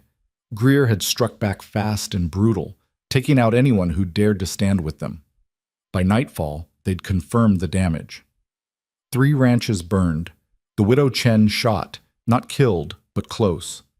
The young couple run off their land, everything they owned destroyed. And Greer's men were still out there, hunting. They gathered what was left of their coalition in the ruins of Marcus's barn, 7 people who'd had everything and now had nothing but anger. We can't win, someone said. He's too powerful. We already won, Cora said. The marshal has the proof. Greer's going to pay. When? How long do we wait while he picks us off? As long as it takes. Easy for you to say. Your house isn't burning. Cora looked at each of them, scared, broken, defeated. You're right. My house isn't burning. You know why? Because I don't have one. I've been running and surviving and fighting since I was born. And I'm tired of it. But I'm not stopping now. Because the only thing worse than fighting and losing is not fighting at all. Silence. Then Marcus stood. She's right. We've come this far. We finish it. One by one, the others stood too. They spent the night planning, preparing for what they knew was coming. Greer wouldn't wait for the law. He'd come for them himself, finish what he started. The storm hit just before dawn. Not a metaphor, an actual storm, rolling in from the mountains with rain that fell like bullets and wind that tried to tear the world apart. Lightning cracked the sky, thunder shook the ground, and everything became chaos. Cora and Silas rode back to their ranch through the storm, water streaming down their faces, horses fighting every step. They made it home just as the real attack began. A dozen men on horseback, rifles drawn, led by Lawrence Greer himself. "Cora Vance!" he shouted over the storm. "Come out! This ends now!" Silas grabbed his rifle. "Stay inside." Not a chance. They went out together, into the storm, into the fight they'd been building toward since the day Cora had chosen to stop being invisible. Greer sat on his horse, rain running off his hat, eyes cold. "You've cost me everything. The auction's ruined. The marshal's investigating. My reputation's destroyed." He raised his rifle. "So I'm taking what's mine, starting with your lives." "You never owned us," Cora said. "I owned your sister. I'll own you too, one way or another." The words hit harder than any bullet could have. Cora raised her own rifle, hands steady despite the fear screaming through her. "Margot's death is on you, and you're going to answer for it." "To who? A territorial marshal? I've bought bigger men than him." Greer cocked his rifle. "Last chance. Walk away from this land or die on it." "We're not going anywhere," Silas said. Lightning struck close enough to make the horses scream. In the flash of light, Cora saw everything. Greer's men spreading out, weapons ready, her own small group of defenders scattered and outgunned. This was it. The moment that would define everything. Greer raised his hand, ready to give the order to fire. And then through the rain came the sound of horses. Lots of them. The territorial marshal rode in with 20 armed deputies surrounding Greer's men, rifles aimed and ready. "Lawrence Greer," Carson shouted, "you're under arrest for theft, fraud, arson, and attempted murder. Drop your weapons. Now!" For a long moment, nobody moved. Rain fell. Thunder rolled. The world held its breath. Then Greer lowered his rifle. His men followed, one by one, until they were all disarmed, defeated, finished. Carson rode up to Cora and Silas. "Records checked out. Every word. We've got enough to put him away for 20 years. Cora felt something release in her chest. Relief, exhaustion, victory so fragile it might shatter. Greer was pulled from his horse, hands bound, face twisted with rage. As they led him past, he looked at Cora. "This isn't over," he said. "Yes," she said quietly. "It is." They took him away, through the storm, toward justice that had been too long coming. When they were gone, Cora stood in the rain, feeling it wash away blood and smoke and fear. Beside her, Silas lowered his rifle, shoulders sagging. "We did it," she said. "Yeah." His voice was rough. "We did." The storm raged around them, but for the first time in years, Cora felt something like peace. They'd fought, they'd survived, and they'd won. The rain stopped sometime before dawn, leaving the world washed clean and exhausted. Cora sat on the porch steps, watching the sky lighten, too wired to sleep despite the bone-deep fatigue that made her hands shake. Silas appeared beside her, 2 cups of coffee that probably tasted terrible. He handed her one without speaking, sat down, and they watched the sunrise together. "You think it's really over?" she asked. "The fighting? Yeah. The rest of it?" He shrugged. "That's just starting." He was right. Greer was arrested, but his empire didn't disappear overnight. His ranch, his holdings, his debts, all of it would need to be sorted, distributed, fought over by lawyers and creditors and people looking to profit from his fall. "The others are going to need help rebuilding," Cora said. "We all are." She looked at the ranch around them. Fences still broken, barns still leaning, cattle still half-starved. Victory hadn't fixed any of that. It had just bought them the chance to try. "How much money do we have left?" she asked. "Maybe $40. You?" "About the same." She thought about her father's inheritance, still unclaimed, still sitting in a hotel room in Copper Hollow. "Might be more coming. Maybe." Silas raised an eyebrow, but didn't push. He'd learned when to let her talk and when to let her sit with things. They finished their coffee as the sun climbed higher, burning off the last of the storm clouds. Somewhere in the distance, a crow called, and the cattle started moving, looking for grass that wasn't mud. "I'm going to check the fence line," Silas said, standing. "You should sleep." "I should do a lot of things." "Cora." She looked up at him, at the man who'd offered her a partnership when she had nothing, who'd fought beside her, who'd trusted her with his land and his life. "Thank you," she said quietly. "For what?" "Seeing me. When everyone else looked through me." Something shifted in his expression. "Hard not to see you. You make a lot of noise for someone who used to be invisible. Is that a complaint? No. He almost smiled. It's a compliment. He left to check the fences, and Cora went inside, meaning to sleep but ending up staring at the marriage certificate instead. 3 months old now, still just a piece of paper, still just a business arrangement. Except it hadn't felt like business when they'd stood in the rain with rifles, facing down Greer together. It hadn't felt like business when Silas had looked at her and said he saw her. Cora shoved the certificate back in the drawer. She was too tired to think about what anything meant. She'd sleep for a few hours, then figure out the next crisis. But sleep didn't come. Instead, there was a knock on the door. Edmund Whitlock stood on her porch, looking worse than he had 2 days ago. His skin was gray, his breathing labored, and Cora realized with a jolt that he probably wouldn't make it back to Pennsylvania. I heard about Greer's arrest, he said. I wanted to make sure you were all right. I'm fine. Can I come in? She should have said no. Should have sent him away, back to the hotel, back to whatever was left of his life. But something stopped her. Maybe pity, maybe curiosity, maybe the fact that he was dying and she didn't want that weight on her conscience. She stepped aside. Edmund moved slowly, like each step hurt. He sat at the table, accepted water when she offered it, looked around the small house that was nothing like the one in Tempers Creek. This is what you chose, he said. Not a question. Yes. It's smaller than I expected. It's mine. He nodded, conceding the point. I spoke with the marshal. He said you helped build the case against Greer. Said you were brave. I wasn't brave. I was angry. Same thing sometimes. He coughed, harsh and wet, and Cora saw blood on his handkerchief when he pulled it away.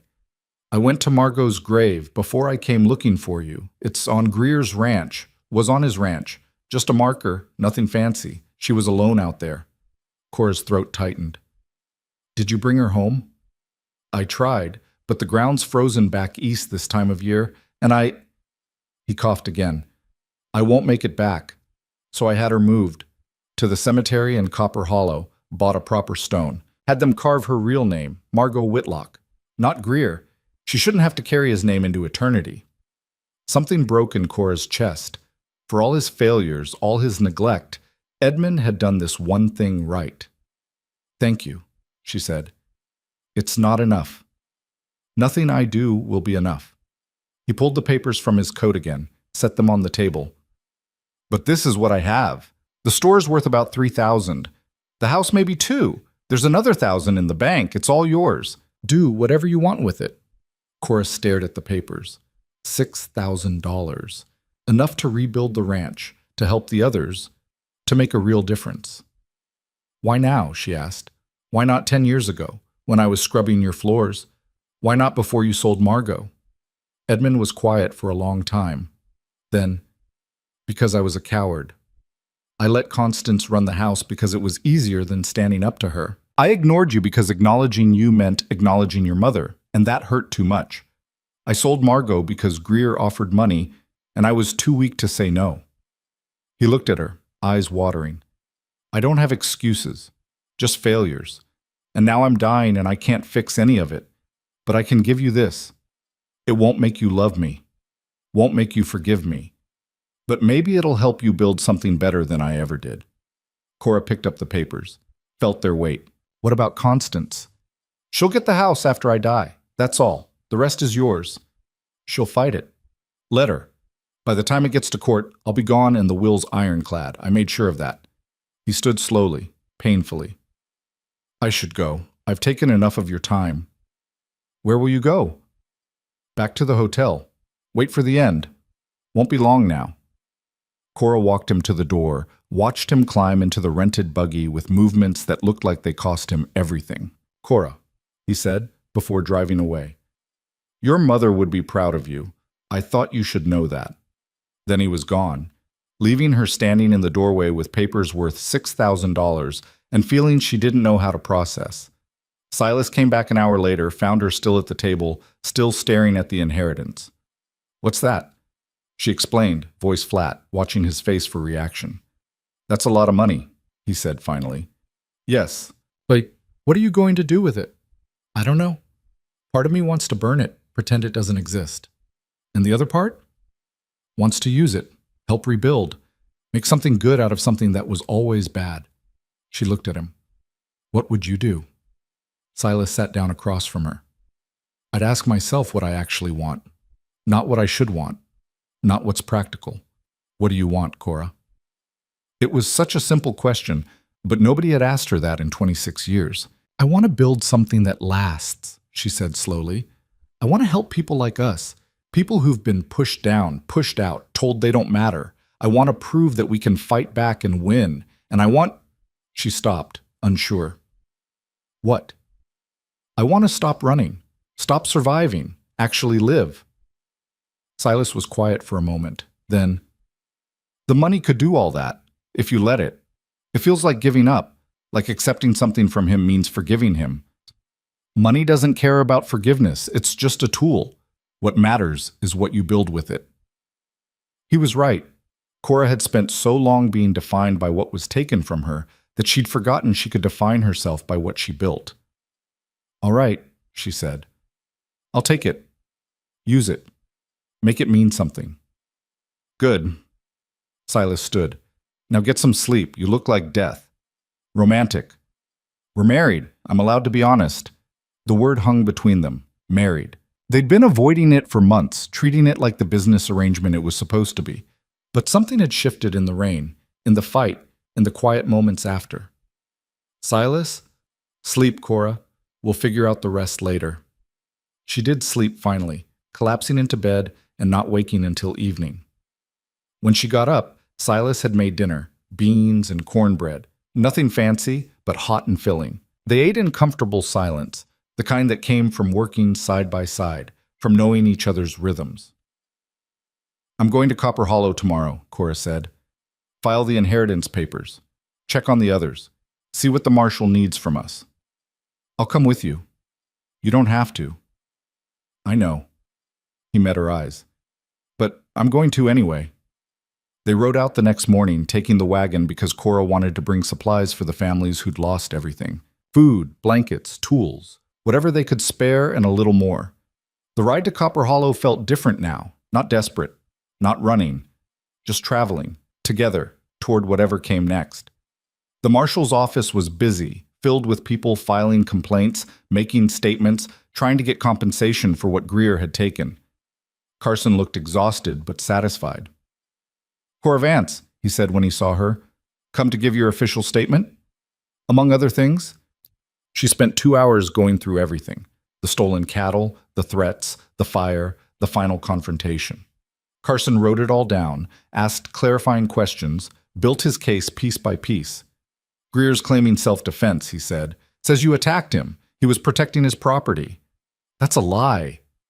I know, but his lawyers are good. This is going to trial and it's going to get ugly. Will he get convicted? With the evidence we have? Yeah, but it'll take time. Months, maybe a year. Cora nodded. She'd expected that. Justice was slow, especially when the accused had money for lawyers. What about his ranch? Silas asked. Seized by the territorial government pending trial. After conviction, it'll be auctioned off to pay his debts and victims. Can victims buy it?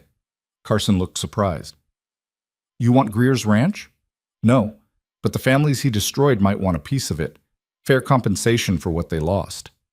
I'll see what I can do. They left the marshal's office and went to the bank, where Cora filed her father's papers and officially claimed her inheritance. The banker looked skeptical, a young woman in work clothes claiming $6,000, but the papers were legal and witnessed, and he had no choice but to accept them. It'll take a few weeks to transfer everything, he said, but the money's yours. Cora walked out of that bank feeling like she'd grown 3 inches. $6,000. Hers. Not taken, not stolen, not owed, just hers. What now? Silas asked. Now we help the others. They spent the next 3 days riding to each ranch, each burned-out property, each family trying to rebuild. Cora offered money, not charity, but investment. Help us rebuild, she said, and when things are stable, we'll build something together. A coalition, like before, but permanent this time. Most of them agreed. A few were too broken, too scared, too ready to leave and never come back. Cora didn't judge them. She understood that impulse. But enough stayed. Enough believed. By the end of the week, they had a plan. Pool resources, share labor, build a network of small ranches that could support each other, protect each other, thrive together. It wouldn't be easy, but nothing worth doing ever was. They were riding back to their own ranch, exhausted but hopeful, when Silas finally spoke. "I need to tell you something." Cora looked at him. His face was serious, jaw tight, like he was bracing for impact. "What?" "I wrote to my wife's family, asked about Emma, my daughter." Cora's breath caught. "When?" 2 weeks ago, before the auction. Figured if things went bad, I wanted to at least try." He pulled a letter from his coat. "Got a response yesterday." "And?"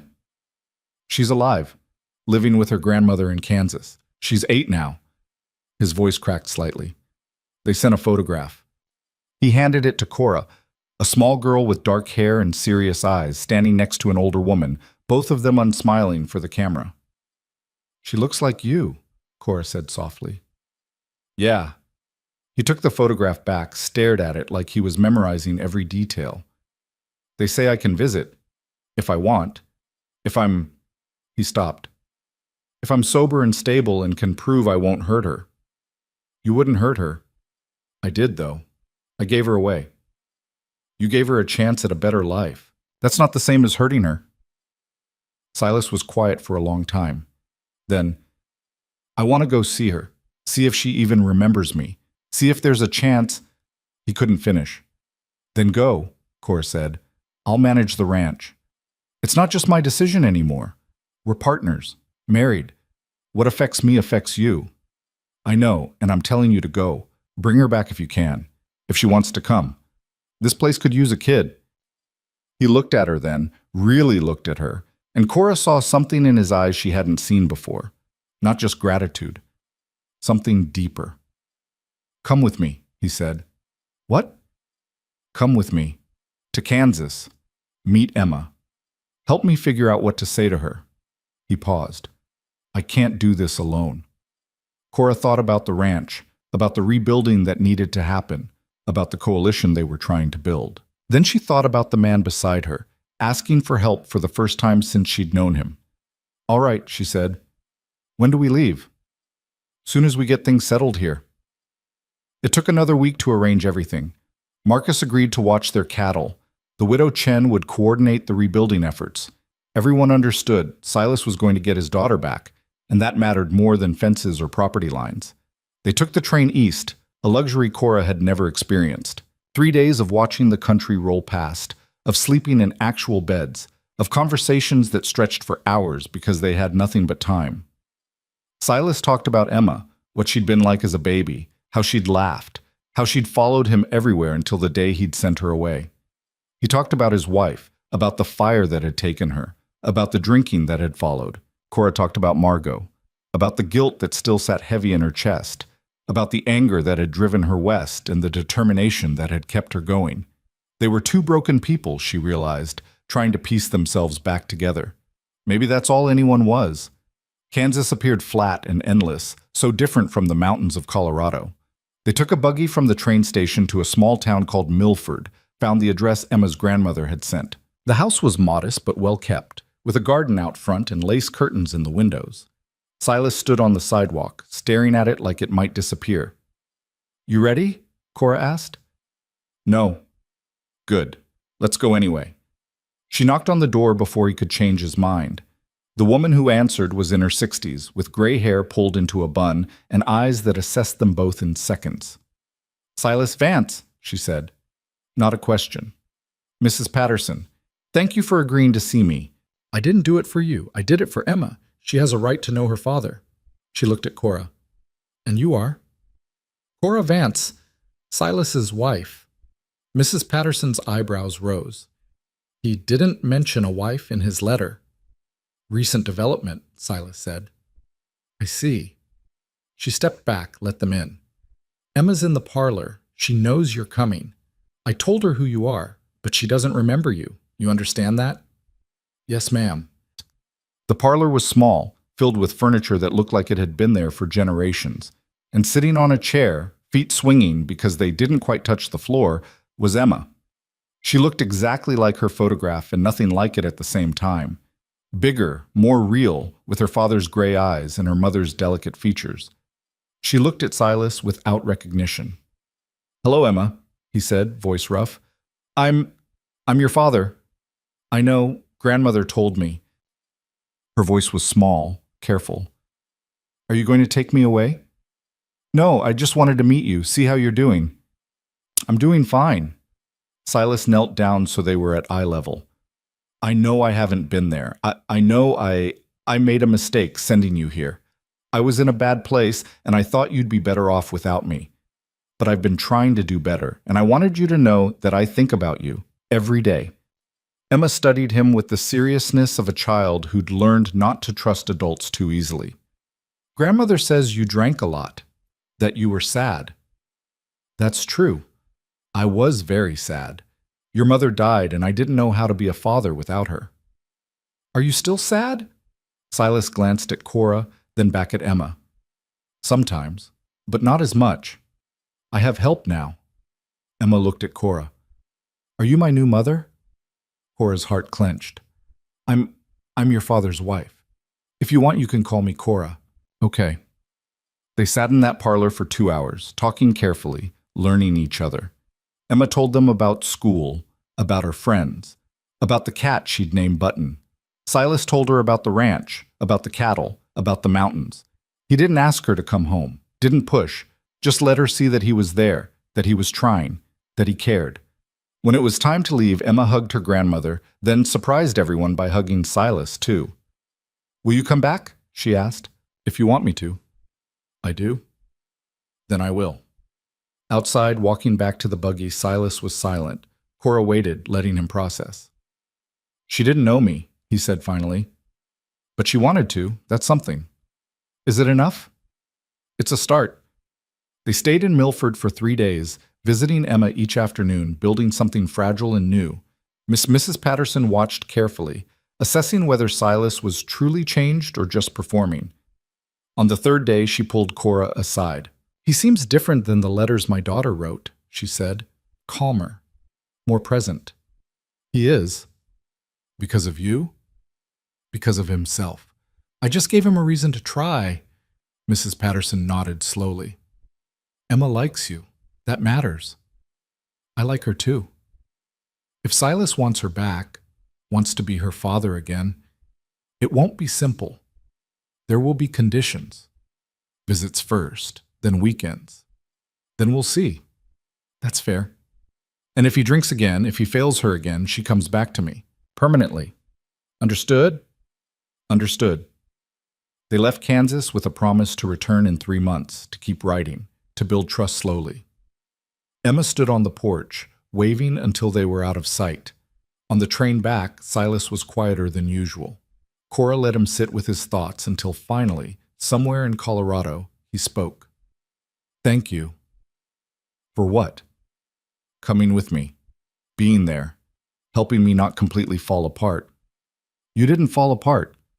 "I wanted to. When she didn't recognize me, I wanted to run. You stopped me." "You would have stayed anyway." "Maybe. But it was easier with you there."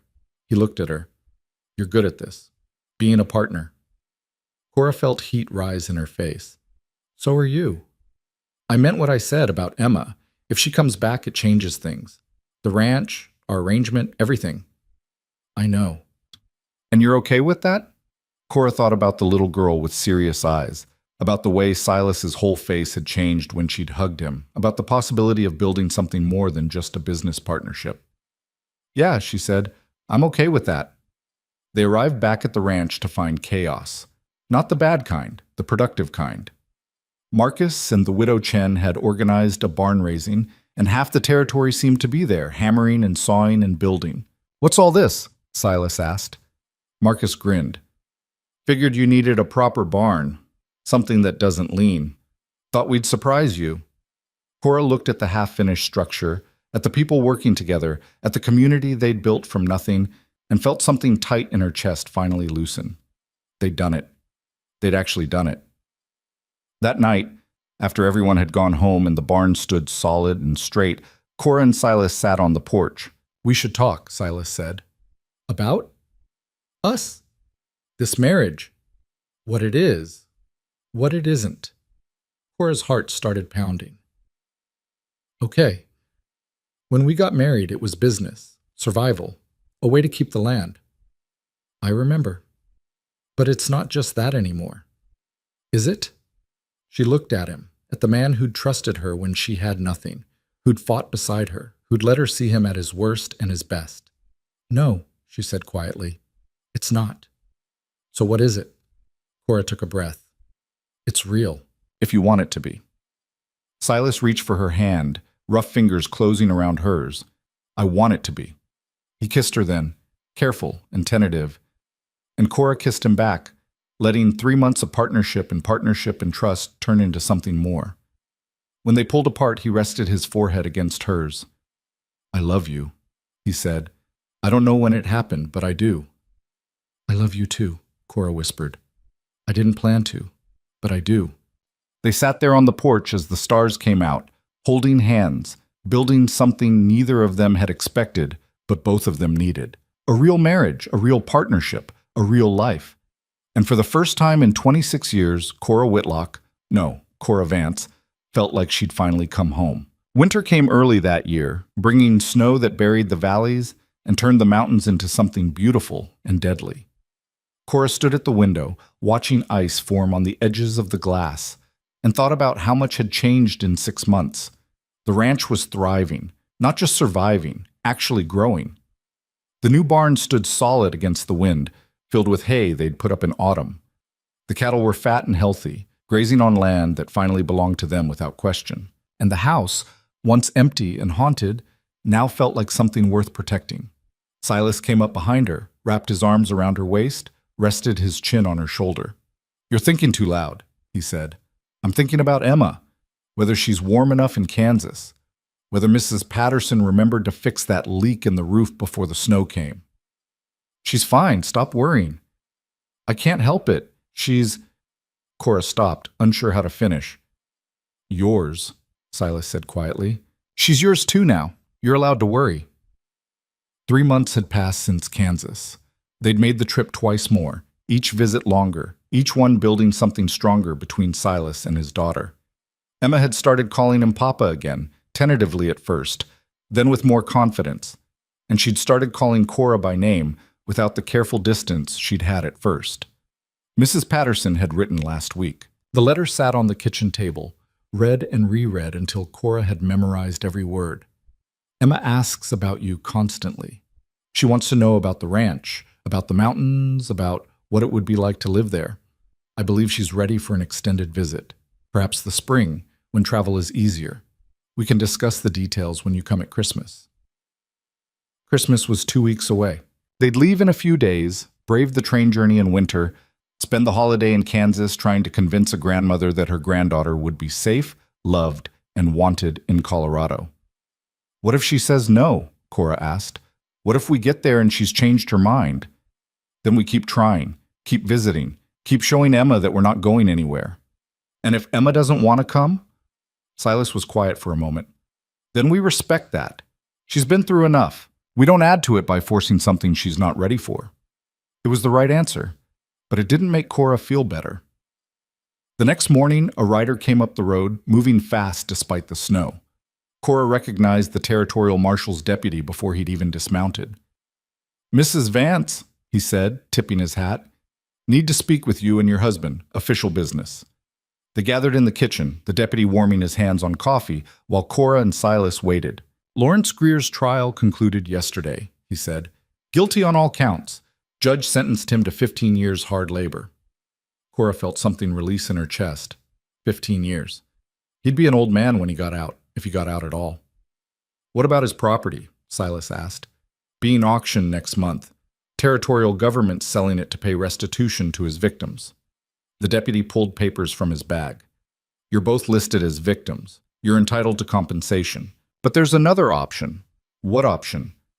"The judge is allowing victims to purchase portions of the estate at reduced prices. Figured it was fairer than letting some rich speculator from Denver snap it all up. He spread the papers on the table. Greer's ranch is being divided into parcels. You could buy the section that borders your land. Another 500 acres, creek access, good grazing. Price is set at market value minus your restitution claim. You'd owe about $1,500? Cora looked at Silas. They had the money from her inheritance, enough to buy the land and still have plenty left for improvements and emergencies. What about the others? Silas asked. Marcus, the widow Chen, everyone else Greer hurt? They're getting the same offer. Most of them are taking it, turning Greer's empire into something that actually helps the people he tried to destroy. The deputy smiled slightly. Poetic justice, the judge called it. Silas looked at Cora. What do you think? She thought about the land, about what it would mean to own not just survival, but prosperity, about building something that would last, that Emma could inherit someday. I think we buy it, she said, and I think we help anyone who needs it to buy their piece too. They signed the papers that afternoon.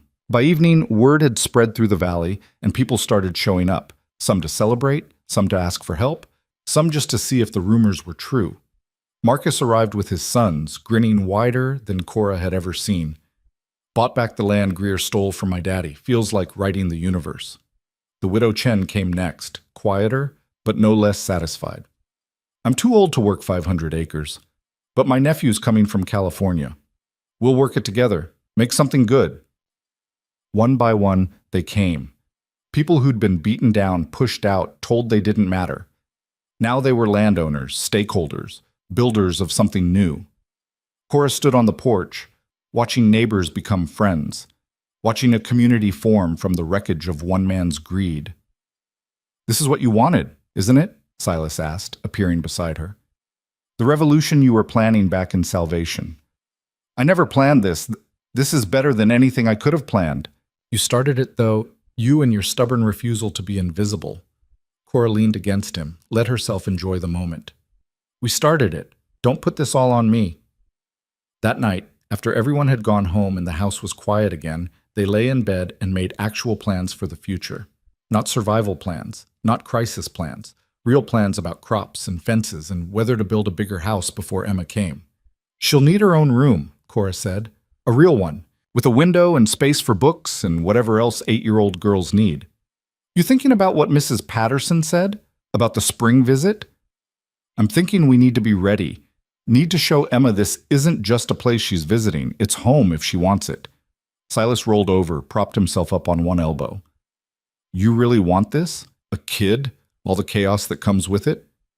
I really want this. Do you? I've wanted it since the day I gave her away. I just didn't think I'd get a second chance. Well, you did. We did. Let's not waste it. They left for Kansas 4 days later, the wagon loaded with gifts for Emma and supplies for the journey. The train was crowded with holiday travelers, everyone heading somewhere to be with family. Cora watched the country roll past and thought about family. Not the one she'd been born into, that was broken beyond repair, scattered to graves and hotel rooms and memories better forgotten, but the one she'd chosen. Silas, Emma, even the ragtag group of ranchers who'd become something like siblings in the fight against Greer. Family wasn't blood. It was choice. And she'd chosen well. They arrived in Milford on Christmas Eve, the town decorated with wreaths and candles and the kind of cheerful desperation that came with trying to pretend winter wasn't brutal. Emma met them at the door, bigger than Cora remembered, practically vibrating with excitement. You came! Grandmother said you might not because of the snow, but you came. Silas scooped her up, spun her around, and Cora saw the little girl she'd been in the photograph disappear, replaced by someone real and present, and theirs. Mrs. Patterson watched from the doorway, expression carefully neutral. Come in. You must be frozen. They spent Christmas with Emma and her grandmother, exchanging gifts, eating a dinner that was better than anything Cora had cooked in months, listening to Emma read from a book about horses that she'd gotten from the teacher at school. It was perfect in a way that made Cora's chest ache. This was what normal families did, what she'd never had growing up, what Silas had lost when his wife died. Later, after Emma was in bed and the adults sat by the fire, Mrs. Patterson finally spoke about what they'd all been avoiding. You want her to come live with you? Yes, Silas said. If she wants to. If you'll allow it. And if I say no, then we keep visiting, keep building trust, until either you change your mind or Emma's old enough to decide for herself. Mrs. Patterson stared into the fire. I raised my daughter in this house. Watched her grow up, get married, move to Colorado with a man I didn't trust. Then she died out there, and I got her daughter back broken and scared and not understanding why her mother was gone. I know, Silas said quietly, and I'm sorry for all of it. Sorry doesn't raise a child. Sorry doesn't feed her or teach her or keep her safe. She looked at him. But you've been consistent. 3 visits, letters every week, proof that you're stable and sober and actually trying. That counts for something. Is it enough? I don't know yet. She turned to Cora. What's your stake in this? You're not her mother. No, but I could be something, an aunt, a friend, whatever she needs. I'm not trying to replace anyone. I'm here, and I'll stay here. Mrs. Patterson studied her for a long moment. My daughter used to write about feeling invisible, about how hard it was being married to a man who was drowning in grief and couldn't see her anymore. You understand what that feels like. I do. Then you understand why I'm cautious, why I won't hand Emma over just because you've been good for a few months. I'm not asking you to. I'm asking you to let her visit, let her see the ranch, see what life could be like, then let her choose. She's 8. 8-year-olds can't make those decisions. They can tell you what they want, whether they feel safe, loved, happy. That's enough. Mrs. Patterson was quiet for a long time. Then, 1 month, this spring, Emma comes to Colorado for 1 month. You show her the ranch, the life you're building. If she likes it, if she feels safe, we'll talk about making it permanent. If not, she comes back here and we revisit this when she's older. Those are my terms. Silas looked at Cora. She nodded. We accept, he said. They told Emma the next morning, watching her face light up with an excitement that was both wonderful and terrifying. I get to see the ranch for a whole month? If you want to, Cora said. I want to. I want to see the mountains and the cattle and your room and everything. She threw herself at both of them, hugging hard enough to hurt, and Cora felt tears she didn't expect burning behind her eyes. They left Kansas 2 days later with promises to write every week and return in April to collect Emma. The train ride back felt different, not nervous or uncertain, but full of anticipation. 1 month to convince an 8-year-old that we're worth staying for, Silas said. No pressure. We'll be fine. Kids are resilient, and she already likes us. Liking us for visits and wanting to live with us are different things. I know, but we're not the same people who gave her up, or the people who took her in out of obligation. We're choosing her, and she'll feel that. Winter deepened, and Cora threw herself into preparation. They added a room to the house, small but bright, with a window facing the mountains. Cora sewed curtains, built a bookshelf, found a rag doll at the general store that she thought Emma might like. Silas built a small corral for teaching her to ride, fixed up the gentlest horse they had, practiced what he'd say when Emma arrived. Marcus and the widow Chen came by regularly, bringing food and advice and stories about raising children that were equal parts helpful and terrifying. Just love her, the widow Chen said. Everything else you figure out as you go. By March, the house was ready. By April, Cora was a nervous wreck. What if she hates it? She asked the night before they were supposed to leave for Kansas. What if the ranch is too isolated or too different or too... Then we deal with it, Silas said. Together, like we deal with everything else. They picked Emma up on a bright April morning, the girl practically bouncing in her seat as the train carried them west. Tell me about the horses again, she demanded. And the mountains, and the barn you built. Cora told her everything, watching Emma's face, trying to read whether this was real excitement or just the novelty of travel. When they finally arrived at the ranch, Emma went silent. She stood in the yard, turning slowly, taking in the house and the barn and the mountains that rose behind everything like guardians. It's big, she said quietly. Too big? Silas asked. No, it's... She looked at them, eyes wide. It's perfect. The first week was chaos. Emma wanted to see everything, do everything, learn everything. Cora taught her to collect eggs from the chickens they'd gotten in winter. Silas taught her to ride the gentle mare, staying close while Emma gripped the saddle with white-knuckled determination. They made mistakes.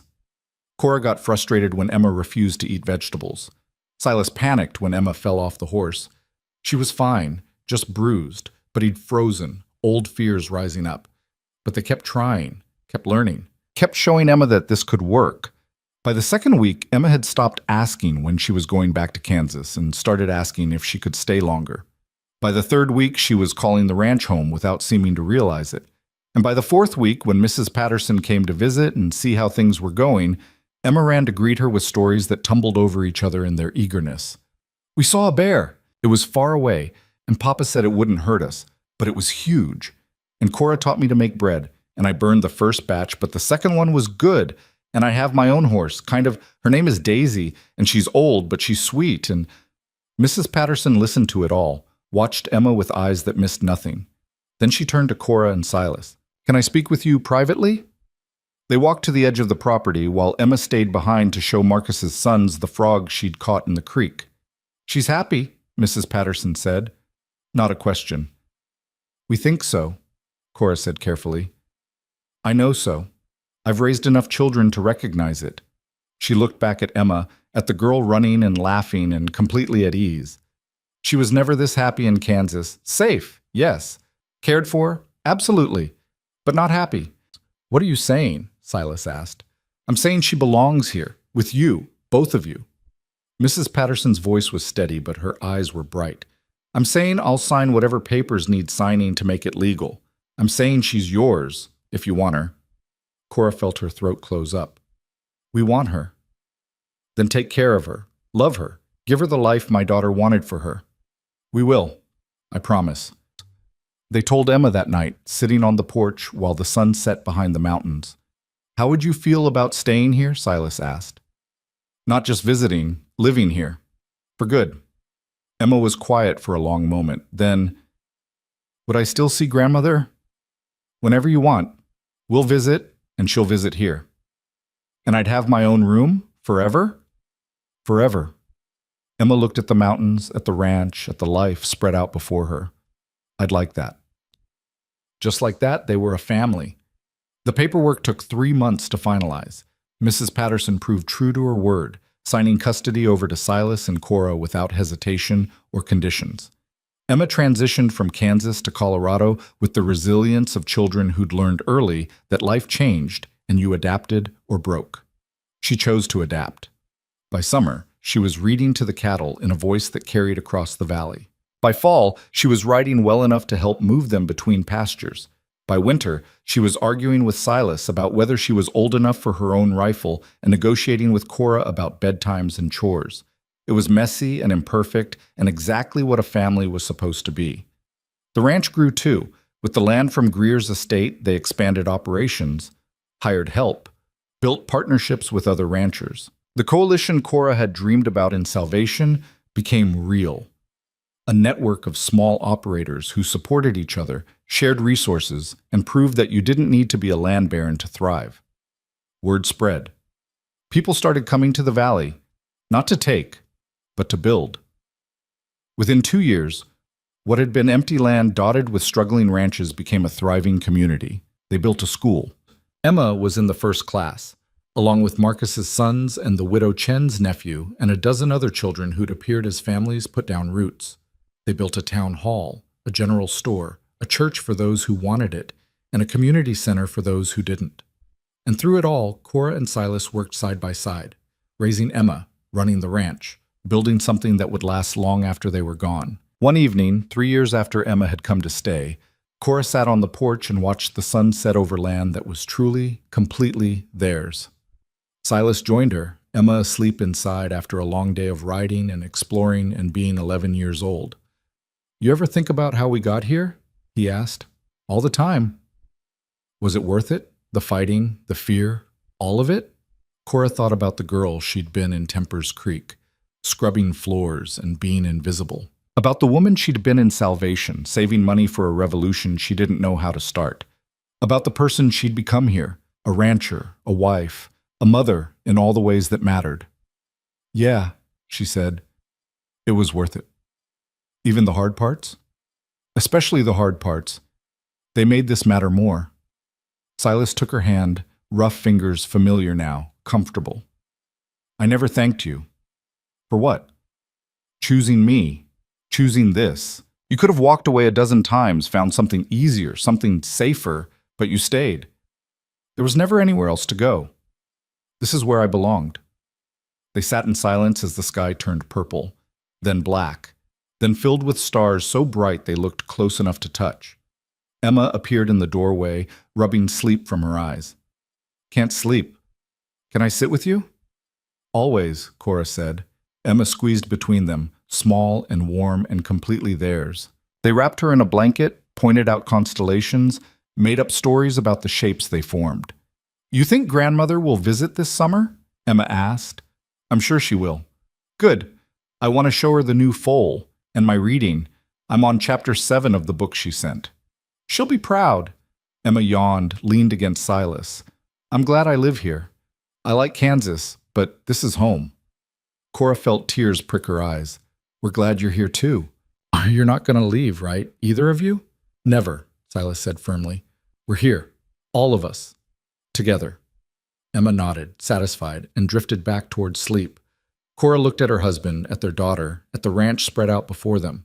This was what she'd been fighting for without knowing it. Not revenge, not justice, not even survival. Belonging. A place where she wasn't invisible, wasn't too much or too little, wasn't defined by what had been taken from her. A place where she could build and love and matter. They'd started with nothing but stubbornness and desperation. They'd fought land barons and storms and their own broken pieces. They'd made mistakes, suffered losses, questioned everything. But they'd won. Not the dramatic, decisive victory of stories.